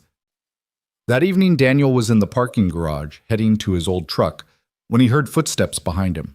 His hand moved instinctively to the concealed knife he'd started carrying again, then relaxed when he saw who it was. Carl, his supervisor, looking older and more tired than usual. Hell of a week, Carl said. Yeah. You gonna tell me what really happened? Not the corporate spin, but the truth. Daniel considered lying, maintaining the fiction, but Carl deserved better. Someone from my past came for me. Friends helped stop him. That's the simple version. And the complex version would take longer than we have and involve things that are better left buried. Carl nodded, accepting that. You staying on? Yeah, someone's got to keep these floors clean. That's not what I mean, and you know it. Daniel looked at his friend, and he realized that's what Carl had been for months without him noticing. I'm staying. This is home now. Emma's life is here. I'm not running anymore. Good. Because I've got $10 in the office pool that says you last another year before some other video goes viral. They both laughed, the sound echoing in the concrete garage. Carl, what you did the other night jumping in like that? Was stupid, I know. My wife already gave me the lecture. But Dan, I've been watching you for 18 months. You show up early, work late, never complain. You help people without them asking, without wanting credit. You're the kind of man I want my sons to become. So when I saw you were in trouble, there wasn't a choice. That's what friends do. The simple declaration of friendship, unasked for and unconditional, hit Daniel harder than any of Hoffman's punches had. Thank you. Don't thank me. Just promise me something. What? Stop trying to do everything alone. You've got people now. Use them. Daniel drove home through the Seattle evening traffic, his mind processing everything that had happened, everything that had changed. At a red light, his phone buzzed. A text from Emma. Made a new friend at school today. Her name is Sophie. Can she come over for dinner? He typed back, "Of course, pick up pizza on my way home." Another text immediately, "With pineapple. Never. That's where I draw the line." Mom would have gotten pineapple. Daniel smiled, remembering Rachel's terrible taste in pizza, the fights they'd had over it, the way she'd sneak pineapple onto his half just to annoy him. "Fine, half with pineapple." "Love you, Dad." "Love you too, kiddo." The light turned green and Daniel drove on, carrying his ghosts more lightly than before. That night, after Emma and her new friend had demolished the pizza and were working on homework, Daniel stood in the kitchen doing dishes and thinking about cycles, about patterns, about the impossibility of ever really leaving the past behind. His phone rang. Mitchell, the Delta Force operator who'd saved them. "Briggs, we have a problem. Hoffman's lieutenant, the one who actually carried out the hit on your wife, he's still out there, and he's disappeared." Daniel's hands stilled on the plate he was washing. "Name, Viktor Kozlov. Former Spetsnaz, works exclusively for the highest bidder. Hoffman was keeping him on retainer, but with Hoffman dead, he's in the wind." "Why are you telling me this?" "Because he's the loose end, the one who actually killed Rachel. And based on the chatter we're picking up, he's decided to finish what Hoffman started. Not for money, but for reputation. Can't have people thinking he left a job undone." In the living room, Daniel could hear Emma laughing with her friend. The sound was precious, worth any price to protect. How long at the unknown? Could be weeks, could be months, but he's coming. Then I'll be ready. "Daniel, this guy is different from Hoffman. He's not emotional, not seeking revenge. He's a professional. He'll come when you least expect it, from an angle you haven't considered." "I said I'll be ready." Mitchell was quiet for a moment. "We can help. Make you disappear, new identity, new life." "No, I'm done running. If Kozlov wants to come, let him come. This is my home now. These are my people. I'm not leaving." "Your funeral?" "Maybe, but not today." After Mitchell hung up, Daniel finished the dishes, helped the girls with their homework, made sure they brushed their teeth. Normal things, father things, the life he'd built from the ashes of what he'd been. Later, after Emma was asleep, he went to the small storage unit he rented across town. Inside was a footlocker he hadn't opened in 5 years. His old gear, his weapons, the tools of a trade he'd tried to leave behind. He opened it now, checking each item, ensuring everything still functioned. He didn't want to be that person again. But to protect Emma, to keep the life they'd built, he'd become whatever he needed to be. The next morning, Claire found him in the gym at 5 a.m., working the heavy bag with combinations that were sharper, more focused than before. "Heard about Kozlov," she said. "News travels fast." "Mitchell thought you should know. He also thought you might do something stupid like try to hunt Kozlov yourself." The thought crossed my mind. "But—" Daniel stopped, breathing hard, sweat running down his face. "But that's the old me. The one who sought out fights, who went looking for war. I'm trying to be different. Even if it means waiting for him to come to you. Even if it means living with that threat hanging over you. Especially then. Emma needs stability, normalcy. If I go hunting Kozlov, even if I succeed, I become that person again, and that person can't raise a daughter." Claire moved closer, and Daniel saw she was dressed for training. Workout clothes that looked expensive, but functional. "Teach me," she said. "What? Teach me what you know, not the Jiu-Jitsu sport stuff, but the real thing. What you used the other night. Why?" "Because Hoffman's organization isn't the only threat out there. Because I've made enemies building this company. Because I'm tired of being afraid." "I told you being dangerous doesn't make you less afraid." "No, but it gives you options, and I like having options." Daniel studied her for a moment, then nodded. "First lesson, everything you think you know is wrong. Sport fighting has rules, points, referees. Real violence has none of that. Real violence is about who's willing to do the worst things the fastest." "I'm listening." Second lesson, the best fight is the one that doesn't happen. Running, hiding, de-escalation, these aren't cowardice. They're intelligence. You only fight when all other options are gone. And when they are, then you fight like hell itself is coming for you, because it probably is. They trained for an hour, Daniel teaching her things that would never appear in any dojo. The weak points of the human body, the ways to cause maximum damage with minimum effort, the psychology of violence and how to use it. Claire was a good student, smart and dedicated, but more than that, she understood the why behind the what. She wasn't learning to be dangerous for its own sake, but as a tool for a specific purpose. "You're holding back," she said, after he'd demonstrated a particular nasty joint manipulation. "Always. Control is everything. The moment you lose control, you've lost everything." "Is that what happened with Hoffman? Did you lose control?" Daniel considered the question. "No. I wanted to when he threatened Emma. Every instinct screamed to just end him. But I held back, waited, let the situation develop. If I'd lost control, gone full aggressive, his men would have shot me and Emma would be an orphan." "So control saved you. Control saved Emma. That's all that matters." His phone buzzed, the school asking him to come pick up Emma. She was fine, but there had been an incident. Daniel found Emma in the principal's office, a bruise forming on her cheek, her knuckles scraped. Across from her sat a boy maybe 9 years old, holding a bloody tissue to his nose. "Mr. Briggs," the principal began, "there was an altercation." "He said my dad was a killer," Emma interrupted. "He said he saw the video and that you hurt people and that I was probably just like you." Daniel knelt in front of his daughter, gently examining her bruised cheek. "Did you hit him first?" Emma looked down. "Maybe." "Emma." "Yes, but he wouldn't stop saying things." Daniel turned to the boy. "Is your nose broken?" The boy shook his head, frightened by something he saw in Daniel's eyes. "Then you're lucky. My daughter pulls her punches just like I taught her. Next time think before you speak. Words can be weapons too, and you fired first." "Mr. Briggs," the principal said sternly, "we don't condone violence." "Neither do I." Emma apologized for hitting him. "But Dad..." "Now." Emma turned to the boy. "I'm sorry I hit you. I should have used my words. But," Daniel continued, "I'm not going to punish her for defending her family's honor. And if you're going to suspend her, then do it.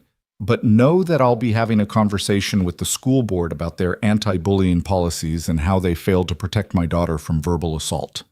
The principal's face went through several colors before settling on resignation. "Perhaps we can call this a learning experience for everyone. No suspension, but Emma needs to promise to come to an adult next time." "Emma, I promise." She said, not meaning it at all. In the car, Emma was quiet for a long moment. Then, "I'm sorry, Dad. I know you said fighting doesn't solve anything. Sometimes it doesn't. But sometimes, kiddo, you have to stand up for what matters. You stood up for me, for our family. I'm not happy you got in a fight, but I'm proud that you didn't let someone trash talk us without consequence. Mom would have been mad. Mom would have pretended to be mad while secretly being proud. She was tougher than both of us combined. Tell me about her. The real her, not just the nice stories." So Daniel did. He told Emma about Rachel, the combat medic who'd saved lives under fire. Rachel, the warrior who'd fought her way through medical school while raising a baby. Rachel, the protector who'd faced down a burglar with nothing but a baseball bat and attitude. "She sounds amazing," Emma said when he finished. "She was, and you're just like her. Tough, smart, and absolutely unwilling to take anyone's crap." "Is that why someone hurt her? Because she was tough?" The question was a knife between his ribs. "Maybe. Or maybe it was just random badness in a world that has too much of it. We'll never know for sure." "But you think someone did it on purpose?" "Yeah, kiddo, I do." "Will you get them?" "The person who hurt Mom?" Daniel thought about Kozlov out there somewhere, planning and preparing. "If they come for us, I'll stop them. But I'm not going hunting. That's not who I am anymore." "Who are you then?" "Your dad. That's all I need to be." That evening, Emma fell asleep on the couch, watching a movie, her head on Daniel's shoulder, the bruise on her cheek already turning purple. He carried her to bed, tucked her in, and stood in her doorway for a moment, watching her sleep. She looked so much like Rachel in these quiet moments that it physically hurt. His phone vibrated. Marcus Wells texting from his new office at Valencia Innovations. "Got something. Kozlov's financial transactions. He's moving money, setting up something big. Can you come in?" Daniel looked back at Emma, then texted Carl to ask if his wife could watch Emma for a few hours.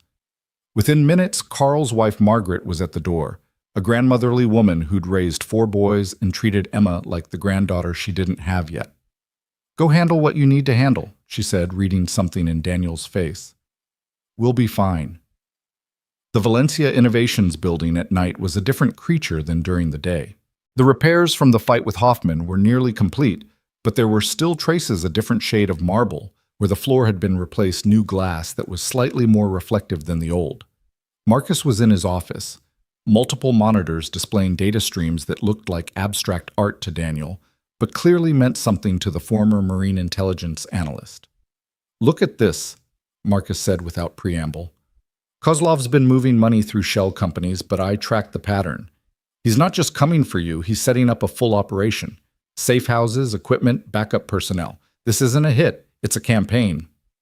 Daniel studied the data, his tactical mind translating financial movements into operational planning. He's bringing a team, maybe 6-8 operators. Former Spetsnaz most likely, his old unit buddies. "Daniel, this is beyond what we handled with Hoffman. These aren't thugs or criminals. These are Tier 1 operators." "I know. Claire appeared in the doorway, and Daniel wasn't surprised. She'd probably been monitoring the building's security feed, saw him arrive. "We need to evacuate you," she said. "You and Emma somewhere safe until this is over." "There is no safe. Men like Kozlov don't stop. If we run, he follows. If we hide, he finds us. The only way this ends is face to face." "Then we bring in help. Mitchell's team, FBI, someone, and turn my life into a permanent war zone. Have Emma grow up surrounded by bodyguards and safe houses? No. This needs to end one way or another." Marcus spun his chair around to face them. "There might be another way. Kozlov's a professional, right? This is about reputation for him, not personal vengeance. What if we could damage that reputation enough that coming after you becomes bad for business? How? We leak selective information, make it known in the right circles that he botched the Rachel hit, that it was supposed to look like an accident, but he left evidence. Make him look sloppy. Contractors like him live and die by their reputation. If we can make him radioactive, make clients not want to hire him. He'd have to rebuild his rep," Daniel finished. "And coming after me would just make him look worse, like he's trying to cover up a mistake." Claire pulled out her phone, started typing. "I have contacts in the intelligence community, people who trade in this kind of information. Give me 12 hours. But Daniel shook his head. "It won't work. Not with Kozlov. He's old-school Soviet trained. Reputation matters, but completing the mission matters more. He took money to kill me and my family. Until that job is done, he's incomplete." "Then what do you suggest?" Claire asked. Daniel was quiet for a long moment, staring at the city lights through Marcus's window. Somewhere out there, Kozlov was preparing planning, turning Daniel's life into a series of tactical problems to solve. "We make him come to us," Daniel said finally. "But on our terms, our ground. Somewhere Emma won't be, somewhere civilians won't be caught in the crossfire." "The marathon," Marcus said suddenly. "The Seattle Marathon is in 5 days. The route goes right past the building. There will be thousands of people, massive crowds, perfect cover for an operator like Kozlov. But also perfect cover for us," well, Daniel said, his mind already working through the possibilities. "Claire, can you get me the route map security protocols?" "Already pulling them up," she said, her tablet displaying the marathon route. "But Daniel, you're talking about using yourself as bait in the middle of a massive public event." "No, I'm talking about controlling the engagement. Kozlov will see the marathon as an opportunity, crowds to hide in, chaos to escape into. But I know this city, these streets. And more importantly, I'll have help." "Help?" Daniel looked at Marcus. "How many former military do we have in the company now?" "At least 30 that I know of, maybe more." "And how many of them would volunteer for this?" "All of them, probably. You've become something of a legend after the Hoffman thing." Daniel shook his head. "I don't want legends. I want professionals who understand that this isn't a movie. People could die." "Then let me reach out," Marcus said, quietly, carefully. "See who's really ready for something like this." Claire watched them plan, these two warriors pretending to be corporate employees, and felt something she hadn't experienced in years, genuine fear for someone else. She'd built walls around her heart as carefully as she'd built her company, But somehow Daniel Briggs had found a crack in those walls. "There's something else," she said. "The FBI reached out today." They want to debrief you about Hoffman, about his organization. They're offering witness protection if you cooperate. No. Daniel, think about it. Federal protection, new identity for you and Emma. I said no. I'm done running, done hiding. Emma deserves a real life, not some fabricated existence in suburban nowhere. She deserves to visit her mother's grave, to keep her friends, to have a home. Even if that home is a battlefield. Every home is a battlefield eventually. The only question is whether you're ready when the fight comes to your door. The next morning, Daniel went through his routine as if nothing had changed. He mopped floors, emptied trash, fixed a broken paper towel dispenser in the third-floor bathroom.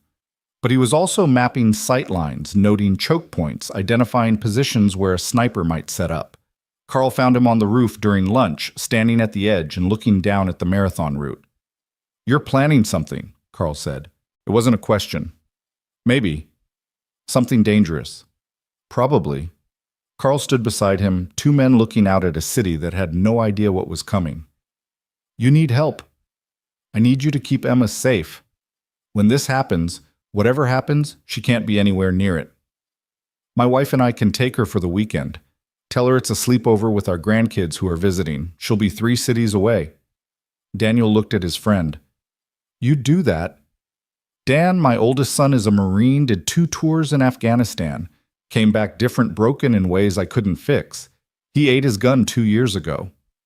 Daniel turned, seeing pain in Carl's eyes he'd hidden well. "If I'd known then what I know now, if I'd had someone like you to help him, maybe he'd still be here. So yeah, I'll keep Emma safe. And if you need more than that, if you need someone watching your back, I might be old, but I can still shoot straight." "Thank you." Daniel said the words inadequate, but all he had. That afternoon, Claire called a meeting, not in the boardroom, but in a private conference room that had been swept for bugs and had signal jammers installed. Around the table sat Marcus Mitchell, who'd flown in from wherever he'd been, and 3 other people Daniel didn't recognize.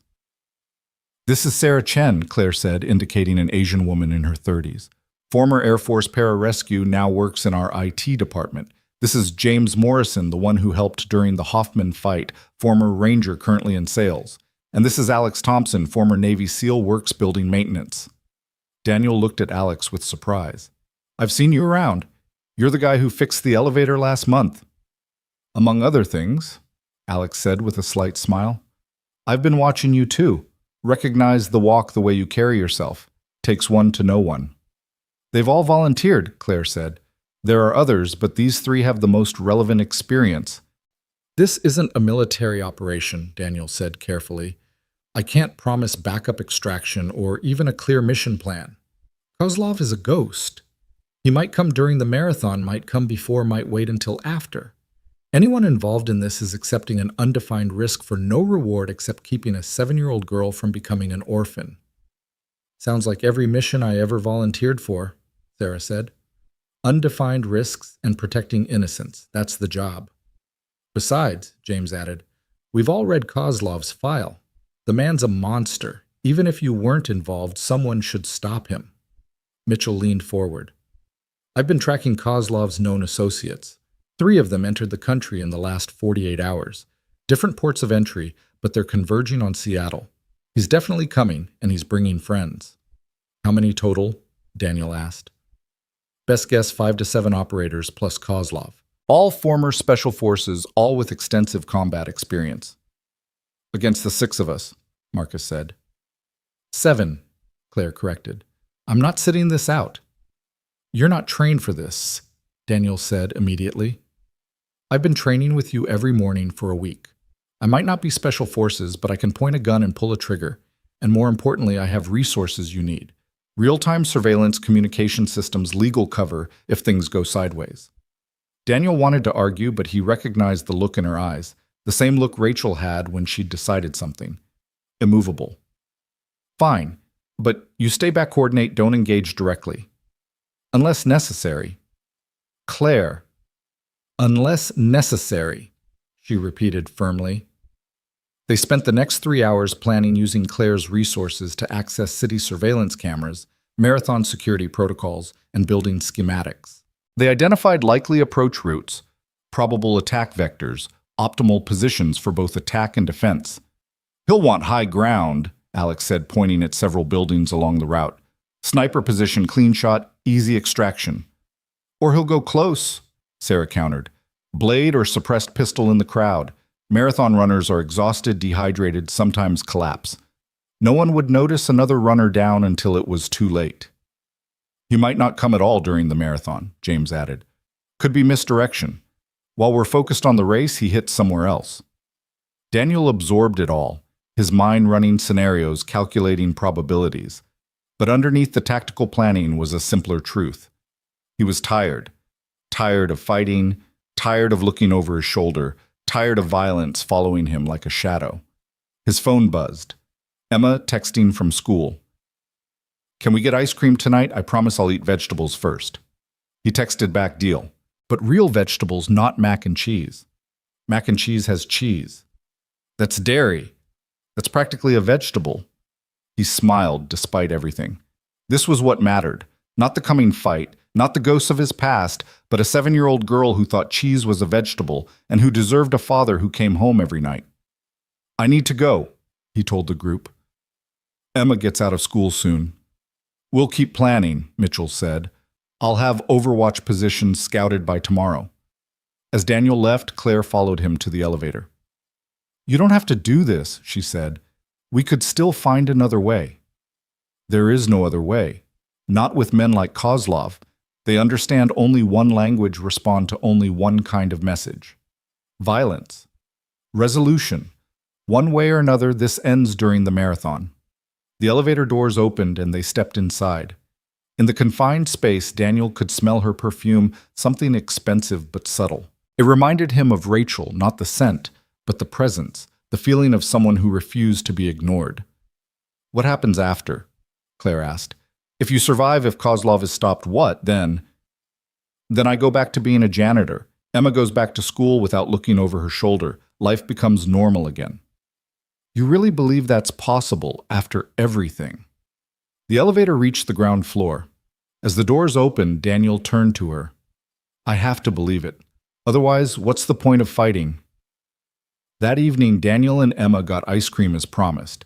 They sat in the parlor, Emma working her way through a sundae that was more toppings than ice cream, chattering about school, her friends, the book report she had due.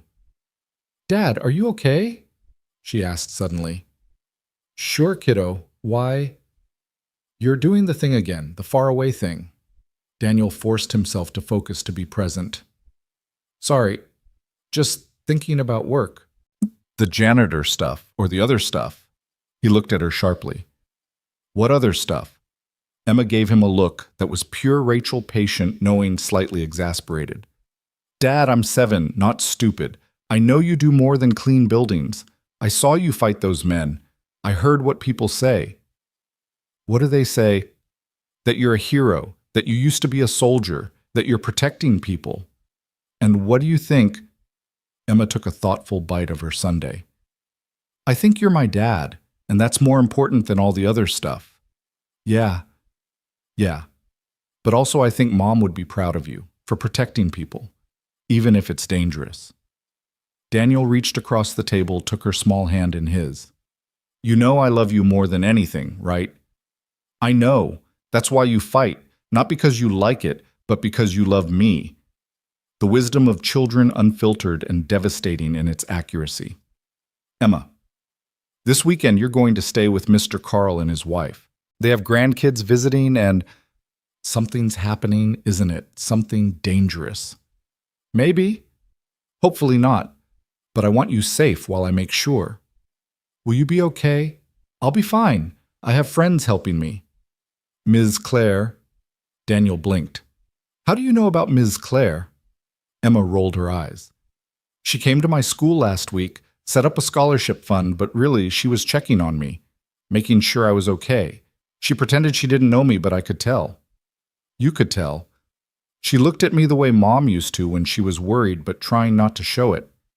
Daniel didn't know what to say to that, so he just squeezed Emma's hand. I'll be careful, he promised. You better be. I already lost Mom. I can't lose you too. 3 days before the marathon, Kozlov made contact. It wasn't dramatic, just a package delivered to Daniel's apartment. Inside was a single photo, Rachel's crashed car. On the back, written in Cyrillic that Daniel could read from his military days, "She died quickly, you won't." Daniel stood in his kitchen, holding the photo, feeling rage build like pressure in a boiler.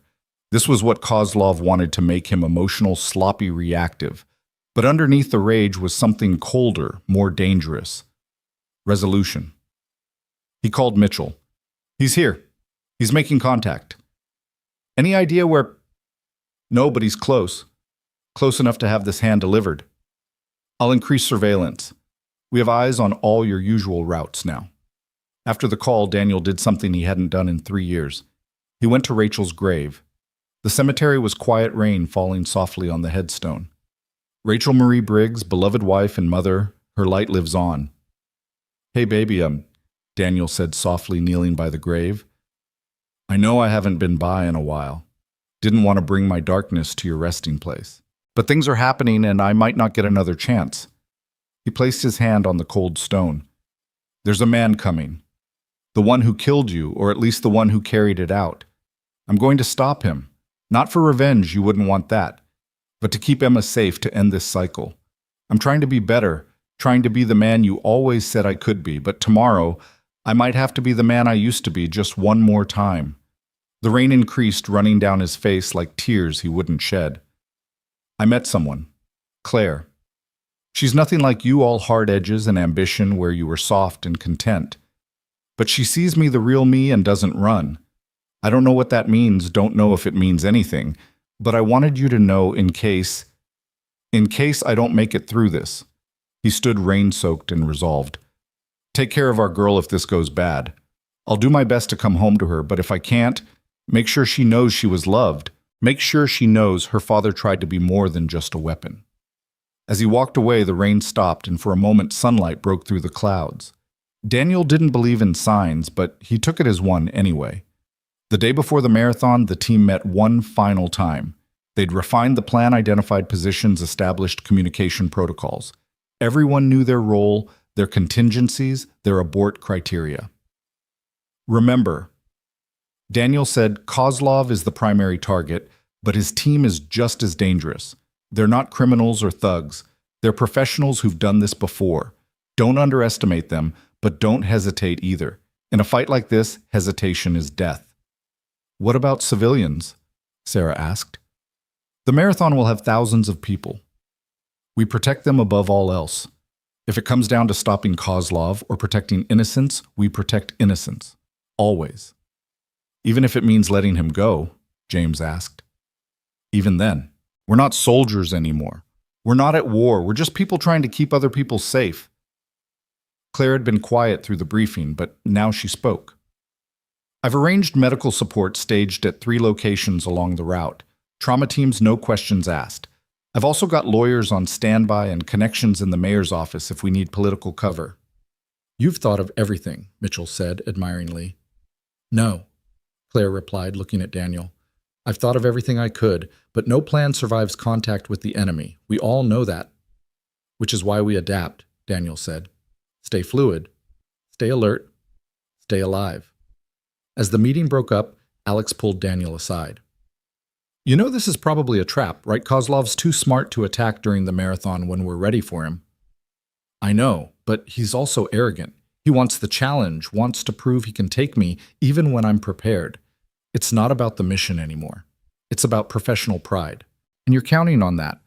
I'm counting on him being human even if he's forgotten it himself." That night, Daniel couldn't sleep. He stood on his balcony looking out at the city, thinking about all the lives going on around him, oblivious to the violence about to visit their streets. His phone rang. Emma, who was supposed to be asleep at Carl's house 3 cities away. "Can't sleep, kiddo." "No, I'm scared, Dad." "About what?" "That you won't come back, that I'll be alone." Daniel closed his eyes, feeling the weight of every choice he'd ever made. "Emma, listen to me. No matter what happens, you'll never be alone. Carl and Margaret love you. Ms. Claire cares about you more than she shows. Marcus, Mitchell, all of them, they're family now. The kind you choose, not the kind you're born with. But they're not you. No, they're not. And I'm going to do everything I can to come back to you. But if something happens, don't say it. If something happens, I need you to know that you're the best thing I ever did. You're proof that I was more than just a soldier, more than just violence. You're proof that I could create something beautiful in a world that often isn't. Dad, please come back. I'll do my best, kiddo. I promise. After she hung up, Daniel sat in the darkness, preparing himself for what was coming. Not physically, his body knew what to do, but mentally, emotionally, spiritually, preparing to become someone he'd tried to bury one last time. His phone buzzed. A text from Claire. "You're not alone in this. Remember that." He didn't reply, but he held on to the words like a lifeline in the dark. Marathon day dawned gray and misty, perfect Seattle weather for running. Daniel positioned himself at mile marker 18, where the route passed closest to the Valencia Innovations building. If Kozlov was going to make his move, it would likely be here where the crowds were thickest and escape routes were numerous. He wore running gear blending in with the thousands of participants. But under the lightweight jacket, he wore soft body armor, and in his waistband was a compact pistol. Around him, scattered through the crowd, his team was in position. "Overwatch in position," Mitchell's voice came through his earpiece. "I've got eyes on the entire block." "Ground team ready, Asen," Sarah reported. "No sign of hostile activity." "Technical support online," Marcus said from the mobile command post Claire had set up in a van 3 blocks away. "All surveillance feeds active." "Remember," Daniel said into his throat mic, "we wait for positive identification. No one moves until we're sure." The marathoners began passing a river of humanity flowing through the streets. Daniel scanned faces, body language, looking for anything out of place. An hour passed, then 2. The elite runners had long since passed, and now it was the regular people, the weekend warriors, fighting through their walls. "Movement," Alex reported. "Northeast corner blue jacket. Could be our guy." Daniel shifted position, eyes tracking. The figure moved wrong for a runner, but right for someone trying to blend in. Then the man turned and Daniel saw his face. Not Kozlov, just a spectator looking for someone. "Negative. Keep watching." More time passed. Daniel's nerves were stretched tight, waiting for violence that might not come. Then Marcus's voice, urgent, "I've got something. Financial transaction just hit. Kozlov paid for a parking garage 2 blocks from your position, 30 minutes ago." "He's already here," Daniel said, moving immediately. "Probably in position." The shot came from above and behind, the sound lost in the crowd's cheering until someone screamed. Daniel felt the impact, the body armor catching the round, but the force spinning him down. He rolled, found cover behind a concrete barrier as more shots followed. "Sniper northwest building, probably 8th floor," Mitchell called out, already returning fire from his overwatch position. But Daniel knew this was wrong. Kozlov wouldn't miss, wouldn't rely on a single sniper. This was distraction, misdirection. "Contact front," James's voice stressed. 3 shooters advancing through the crowd. Chaos erupted. Civilians screaming, running the marathon, dissolving into panic. Daniel saw them now, 3 men moving with purpose through the chaos, weapons coming up. He moved not away, but toward them. The first shooter saw him coming, tried to track, but Daniel was already inside his arc. A brutal strike to the throat, a twist to take the weapon, 3 shots, center mass to drop him. The second shooter turned, but Sarah was there, appearing from the crowd like a ghost. She hit him low, a perfect takedown, and had him disarmed and unconscious before he hit the ground. The third tried to run, but Alex intercepted the 2 men, colliding in a brutal exchange of strikes that ended with the shooter on the ground, Alex's knee on his neck. "Where's Kozlov?" Daniel demanded into his mic. "I don't wait." Marcus's voice was confused. "Daniel, I'm tracking a city maintenance vehicle approaching your position. It's not scheduled to be there." Daniel turned just as the van accelerated through the barrier, heading straight for him. He dove, rolled, came up running. The van skidded to a stop and Kozlov stepped out. He looked exactly like his file photo, mid-50s gray hair. Dead eyes, built like someone who'd spent a lifetime preparing for violence. He held a pistol, loosely professionally. "Daniel Briggs," he said, his accent thick, but his English clear. You've caused me considerable inconvenience. You killed my wife. I completed a contract, nothing personal. It's personal now. Kozlov smiled, expression that never reached his eyes. Yes, I suppose it is. They stood 20 feet apart, two professionals recognizing each other across a gulf of choices and consequences. Your team is good, Kozlov said, but mine was better. Was. Past tense now, thanks to you. They were soldiers. They knew the risks. As do we all. Kozlov raised his pistol slightly. Shall we finish this like civilized men, or must we make it messy?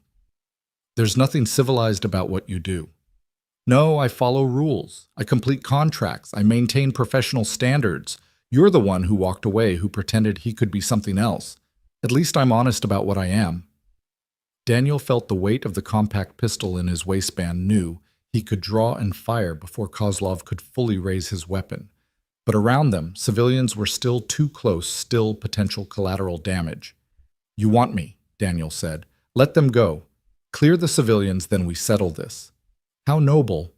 But no. The chaos is useful. It prevents your friends from interfering. As if on cue, Claire's voice in his earpiece. Daniel, I've got police 30 seconds out. Whatever you're going to do. Kozlov must have seen something in Daniel's face because he was already moving pistol coming up. Daniel drew and they fired simultaneously.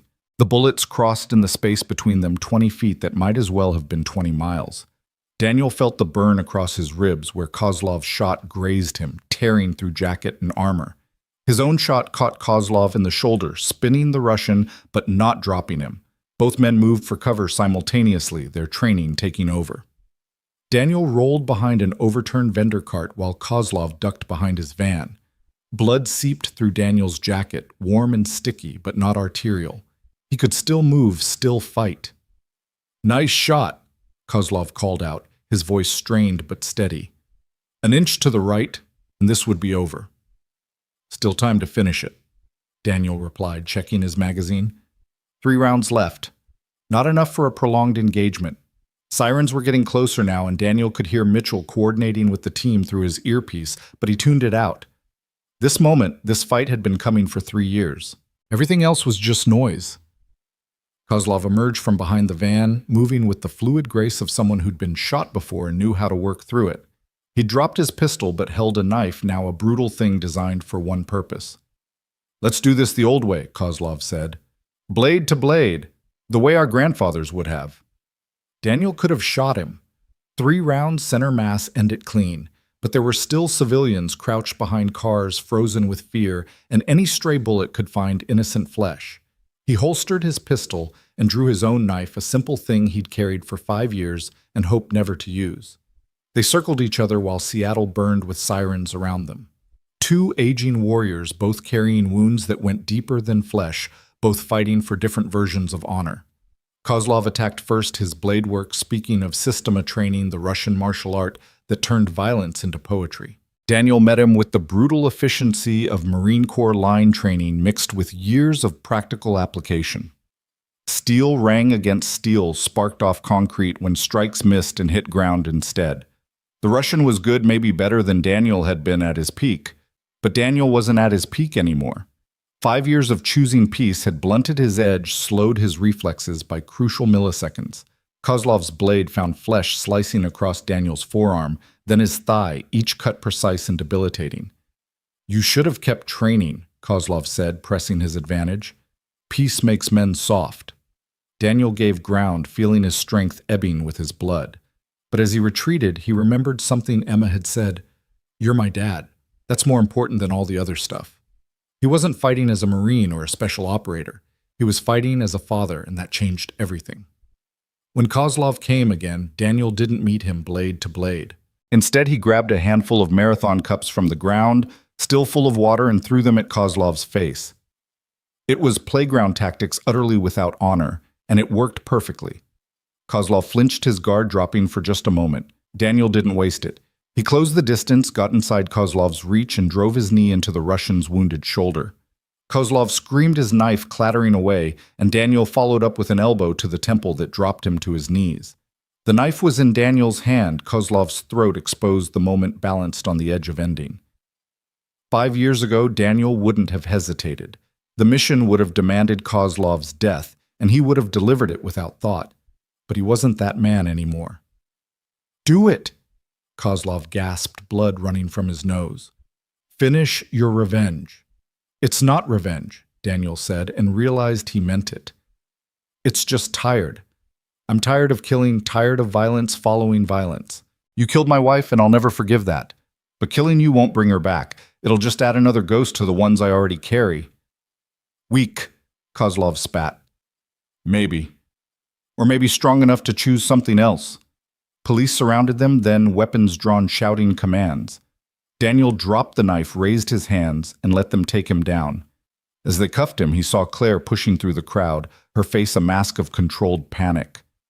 "He's with us," she shouted, producing credentials that made the cops step back. "Private security licensed and authorized. We were stopping a terrorist attack." It took hours to sort out, but Claire's lawyers and connections made it happen. By evening, Daniel was in a hospital bed, stitched and bandaged, while Claire sat beside him explaining how she'd spun the story. "Kozlov's been arrested," she said. "Multiple federal agencies want him for various crimes. He'll never see freedom again. His men, 3 dead, 2 in custody. Your team performed brilliantly. A few injuries, but nothing critical." Daniel nodded, feeling the weight of survival settling on him like a blanket. "Emma." "On her way. Carl's driving her back now. She's been calling every 10 minutes. They sat in silence for a moment, the hospital sounds washing over them like white noise. "You could have killed him," Claire said finally. "Everyone would have understood. Self-defense justified clean." "I know. But you didn't." "No." "Why?" Daniel thought about it, trying to find words for something that went beyond language. Because Emma was right. Being her father is more important than being a warrior, and fathers don't kill unless they have to. They protect, they defend, but they don't execute. Not when there's another choice. Claire reached out, took his hand. Her fingers were soft against his scarred knuckles. "Rachel would be proud." "Maybe. Or maybe she'd call me an idiot for letting him live." "No," Claire said with certainty. "She'd be proud. Trust me on that." The door burst open and Emma rushed in, followed by a harried-looking Carl. She threw herself at Daniel, careful of his bandages, but fierce in her embrace. "You came back," she sobbed into his chest. "You came back." "I promised, didn't I?" "Carl said you were hurt, said there was a fight." "There was, but it's over now, really over." Emma pulled back, studying his face with those 2 wise eyes. "The bad man. In jail, forever. You didn't kill him." The question hung in the air, weighted with more than a 7-year-old should understand. "No, kiddo, I didn't kill him." Emma nodded, satisfied. "Good. Mom wouldn't want you to. She'd want you to be better." Over Emma's head, Daniel saw Marcus wheel in laptop across his lap, grinning. "So," Marcus said, "the internet's going crazy. Another video of you went viral. Seattle janitor saves marathon. You're trending worldwide." Daniel groaned. "Not again." "Oh, it gets better. The mayor wants to give you a key to the city. The Marine Corps wants to recall you to active duty for a commendation. And 3 movie studios have already called Claire's office about rights to your story." "No to all of it," Daniel said immediately. "I figured. But there's one thing you might want to consider." Marcus turned his laptop around, showing a message on the screen. "It's from the Secretary of Defense. They want to create a new program helping veterans transition to civilian life. Real support, not just lip service. They want you to head it." Daniel looked at the message, at the opportunity to help others navigate the path he'd walked alone. "I'll think about it." "There's more," Claire said. "The board met while you were in surgery. They voted unanimously to create a new position, Chief of Humanitarian Security. It's not about corporate protection or personal security. It's about using our resources to protect people who can't protect themselves. Refugees abuse victims, people in danger. The salary is substantial." "I don't need money." "No, but Emma needs a college fund, and the families you'd be helping need someone who understands that violence is a last resort, not a first response." Daniel looked around the room at Emma, curled against his side, at Marcus, who'd found purpose after paralysis, at Carl, who'd become family, at Claire, who'd somehow slipped past all his defenses. This was his unit now, his mission, his reason to keep going. "Can I still mop floors?" he asked. Claire laughed, the sound filling the sterile room with warmth. "Daniel, you can do whatever you want. You've earned that right." "Then yes, to all of it. The veteran program, the humanitarian position, everything. But I keep my janitor job too. It keeps me grounded, reminds me that every job has dignity." "Deal," Claire said, then leaned down and kissed his forehead, a gesture that made Emma giggle and Marcus whistle. "Are you two dating now?" Emma asked with the blunt curiosity of childhood. Daniel and Claire looked at each other, a conversation happening in the space between their eyes. "We're figuring it out," Claire said. "Good," Emma declared. "Dad needs someone. He's been sad for too long." That night, after everyone had left and Emma had fallen asleep in the chair beside his bed, Daniel lay in the darkness thinking about cycles and choices. Kozlov was in custody, but there would always be other Kozlovs, other threats, other violence waiting to intrude on peaceful lives. But there would also be other Daniels, other warriors who chose to be guardians instead of killers, who protected instead of destroyed. And maybe with the programs they were creating, there would be more of them. Veterans who found purpose beyond war, who learned that strength wasn't about domination, but about knowing when not to fight. His phone buzzed, a text from an unknown number. He opened it cautiously, then smiled. It was a photo from Marcus Wells's wife, their newborn son born 3 hours ago while Daniel was in surgery. The message read, "His name is Daniel Marcus Wells. We hope he grows up to be half the man his namesakes are." Daniel typed back, "Tell him to be better than us. Tell him to be whole from the start." The next morning brought lawyers and statements, paperwork, and protocols. But it also brought something else, a stream of visitors Daniel hadn't expected. The security guard he'd taught about posture came by with coffee and thanks. The programmer from the 4th floor brought a get well card signed by the entire IT department. The cafeteria manager stopped by with homemade soup that probably violated several hospital policies. "You don't get it, do you?" Carl said, watching the parade of well-wishers. "You think you were invisible all this time, just a janitor nobody noticed.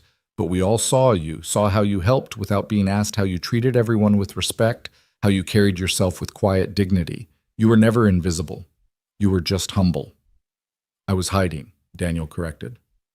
"No," Carl said firmly. "You were healing. There's a difference." That afternoon, Mitchell came by for a final visit before flying back to wherever his classified work took him. "The Kozlov network is rolling up nicely, Biss," he said. "Federal agencies across 3 continents are making arrests. You didn't just stop one man, you exposed an entire organization. Will there be retaliation? Possibly, but that's what people like me are for. We'll watch, we'll protect from the shadows. You just focus on your new mission, which is living, being a father, helping others, the things that actually matter." Mitchell extended his hand and Daniel shook it, 2 warriors acknowledging each other across the divide of different choices. After Mitchell left, Claire arrived with a tablet full of documents. "The Humanitarian Security Initiative," she said. "I need your input on structure priorities recruitment." They worked for hours designing something new, a program that would identify people in danger and provide protection without violence whenever possible. It would use technology, legal resources, and human intelligence to prevent rather than respond. "We could save lives," Claire said, her eyes bright with possibility. "Real lives, not statistics. We could also make enemies. Powerful people don't like it when you protect their victims." "Then we'll deal with that when it comes. Together." "Together?" Daniel agreed, the word feeling foreign, but right on his tongue. Emma woke up, then stretching like a cat in the hospital chair. "Are you talking about work stuff?" "Sort of," Daniel said. "We're talking about helping people." "Good. That's what heroes do." "I'm not a hero, kiddo." Emma gave him the look that was pure Rachel patient-loving and absolutely certain he was wrong. "Dad, you know what a hero is. It's not someone who's never scared or never makes mistakes. It's someone who does the right thing even when it's hard. Especially when it's hard. Where'd you learn that?" "From watching you." The simplicity of it, the pure faith of a child in her father, broke something loose in Daniel's chest. Not breaking him, but breaking free the chains of guilt and self-hatred he'd wrapped around himself like armor. "Come here," he said, and Emma climbed carefully onto the hospital bed, curling against his uninjured side. "Tell me about Mom," she said. "The real stories." So Daniel did. He told her about Rachel the healer who'd saved more lives than he'd ever taken. Rachel the warrior who'd fought insurance companies and hospital bureaucracies with the same ferocity she'd once brought to battlefield medicine. Rachel, the mother who'd sung Emma to sleep with inappropriate Marine Corps cadences turned into lullabies. Claire listened too, learning about the woman whose ghost she was somehow both competing with and honoring. And in the telling, Daniel felt Rachel's presence, not as a weight, but as a blessing permission to move forward without leaving her behind. The next day, Daniel was released from the hospital. Claire drove them home, Emma chattering from the back seat about everything that had happened at Carl's house, the grandkids she'd played with the dog that had slept on her bed. When they reached the apartment building, Daniel saw something different. A banner hung from the entrance, "Welcome Home, Hero." The other tenants were gathered applauding as he got out of the car. "I don't," he started, but Mrs. Chen from 3B cut him off. "You saved our city," she said in accented English. "You protect us all. We know you don't want praise, but you have our gratitude." One by one, they came forward. Small gifts, cards, homemade food. The invisible janitor had become visible not as a warrior, but as a neighbor, a protector part of the community fabric. That night after Emma was asleep, Daniel stood on his balcony looking out at the city. Claire joined him, having stayed for dinner and apparently in no hurry to leave. "Regrets?" she asked. "About what? Not killing Kozlov, becoming visible, taking the new position." Daniel thought about it. No regrets. For the first time in 5 years, maybe longer, no regrets. Good. She moved closer and Daniel put his arm around her, feeling the warmth of another person choosing to be close to him. "This is complicated," he said. "You're my boss now, technically. Emma's attached to you. If this goes wrong, it won't." "You can't know that." "No," Claire agreed. "But I know that not trying would be worse. I've spent 10 years building walls, being strong, being untouchable. You've spent 5 years doing the same. Maybe it's time we both stopped. And if we can't, then we'll fail together, which is better than succeeding alone." Daniel turned to face her, fully seeing in her eyes the same mix of hope and fear he felt. Two damaged people standing on a balcony choosing to believe healing was possible. "Rachel would have liked you," he said. "You think?" "Yeah. She had a thing for stubborn people who thought they could save the world." "Did she save yours?" "Every day. And then Emma saved it again. And now maybe it's my turn to save someone else's." Claire kissed him, then soft and careful, mindful of his injuries, but promising more when he healed. It wasn't fireworks or passion. It was something better, understanding acceptance, the decision to try. "Stay," Daniel said when they parted. "I can't. Not tonight. Emma would ask questions, and you need to heal, and we should do this right. Then tomorrow we start your new job. Both of them, actually. The humanitarian position and the veteran program.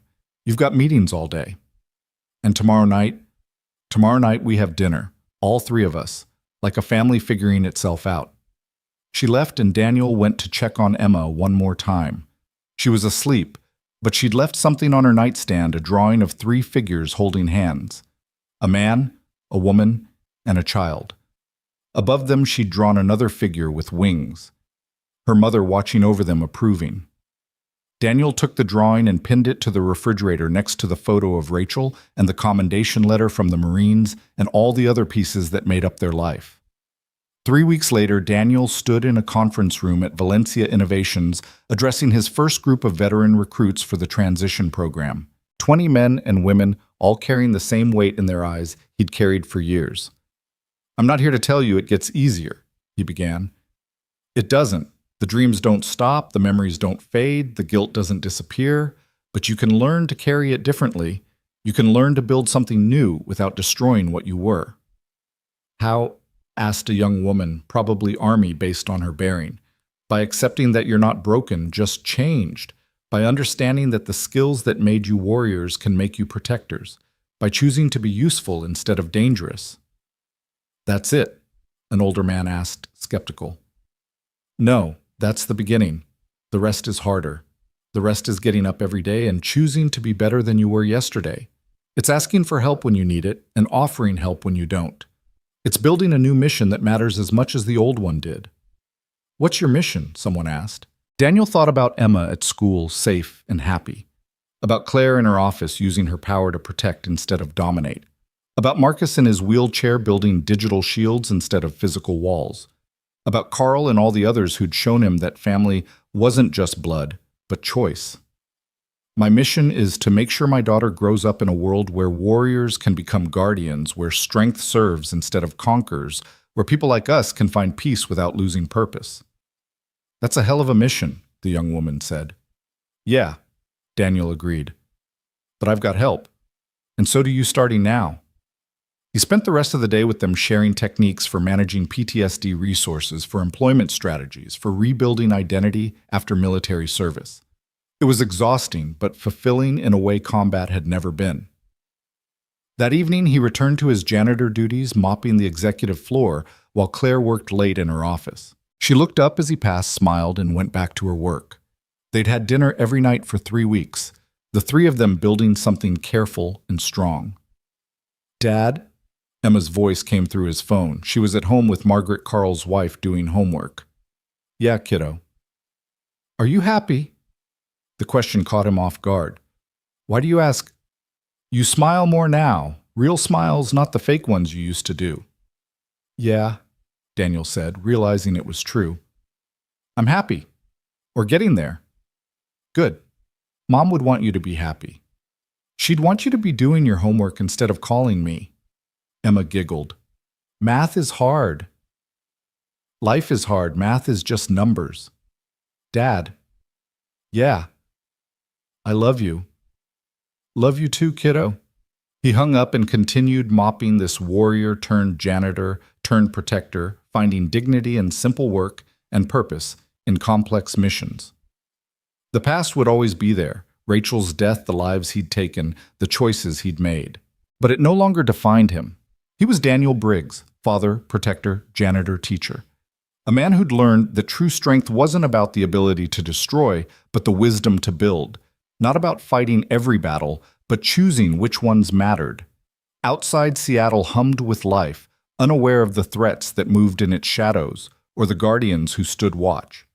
And in a building downtown, a man mopped floors and planned salvation, one small act of service at a time. The phone rang again. Mitchell with intelligence about a new threat. Claire with a humanitarian crisis that needed their intervention. Marcus with data on veterans who needed help. The work never ended, but neither did the purpose. Daniel answered each call, made each plan, committed to each mission. Not as the weapon he'd been trained to be, but as the man he'd chosen to become. The janitor who'd humbled a billionaire had found something more valuable than victory. He'd found redemption, not through forgetting the past, but by building a future worth the price he'd paid. And somewhere in whatever came after this life, Rachel smiled and told their daughter stories about the man who'd loved them both, enough to change the world one cleaned floor and saved life at a time.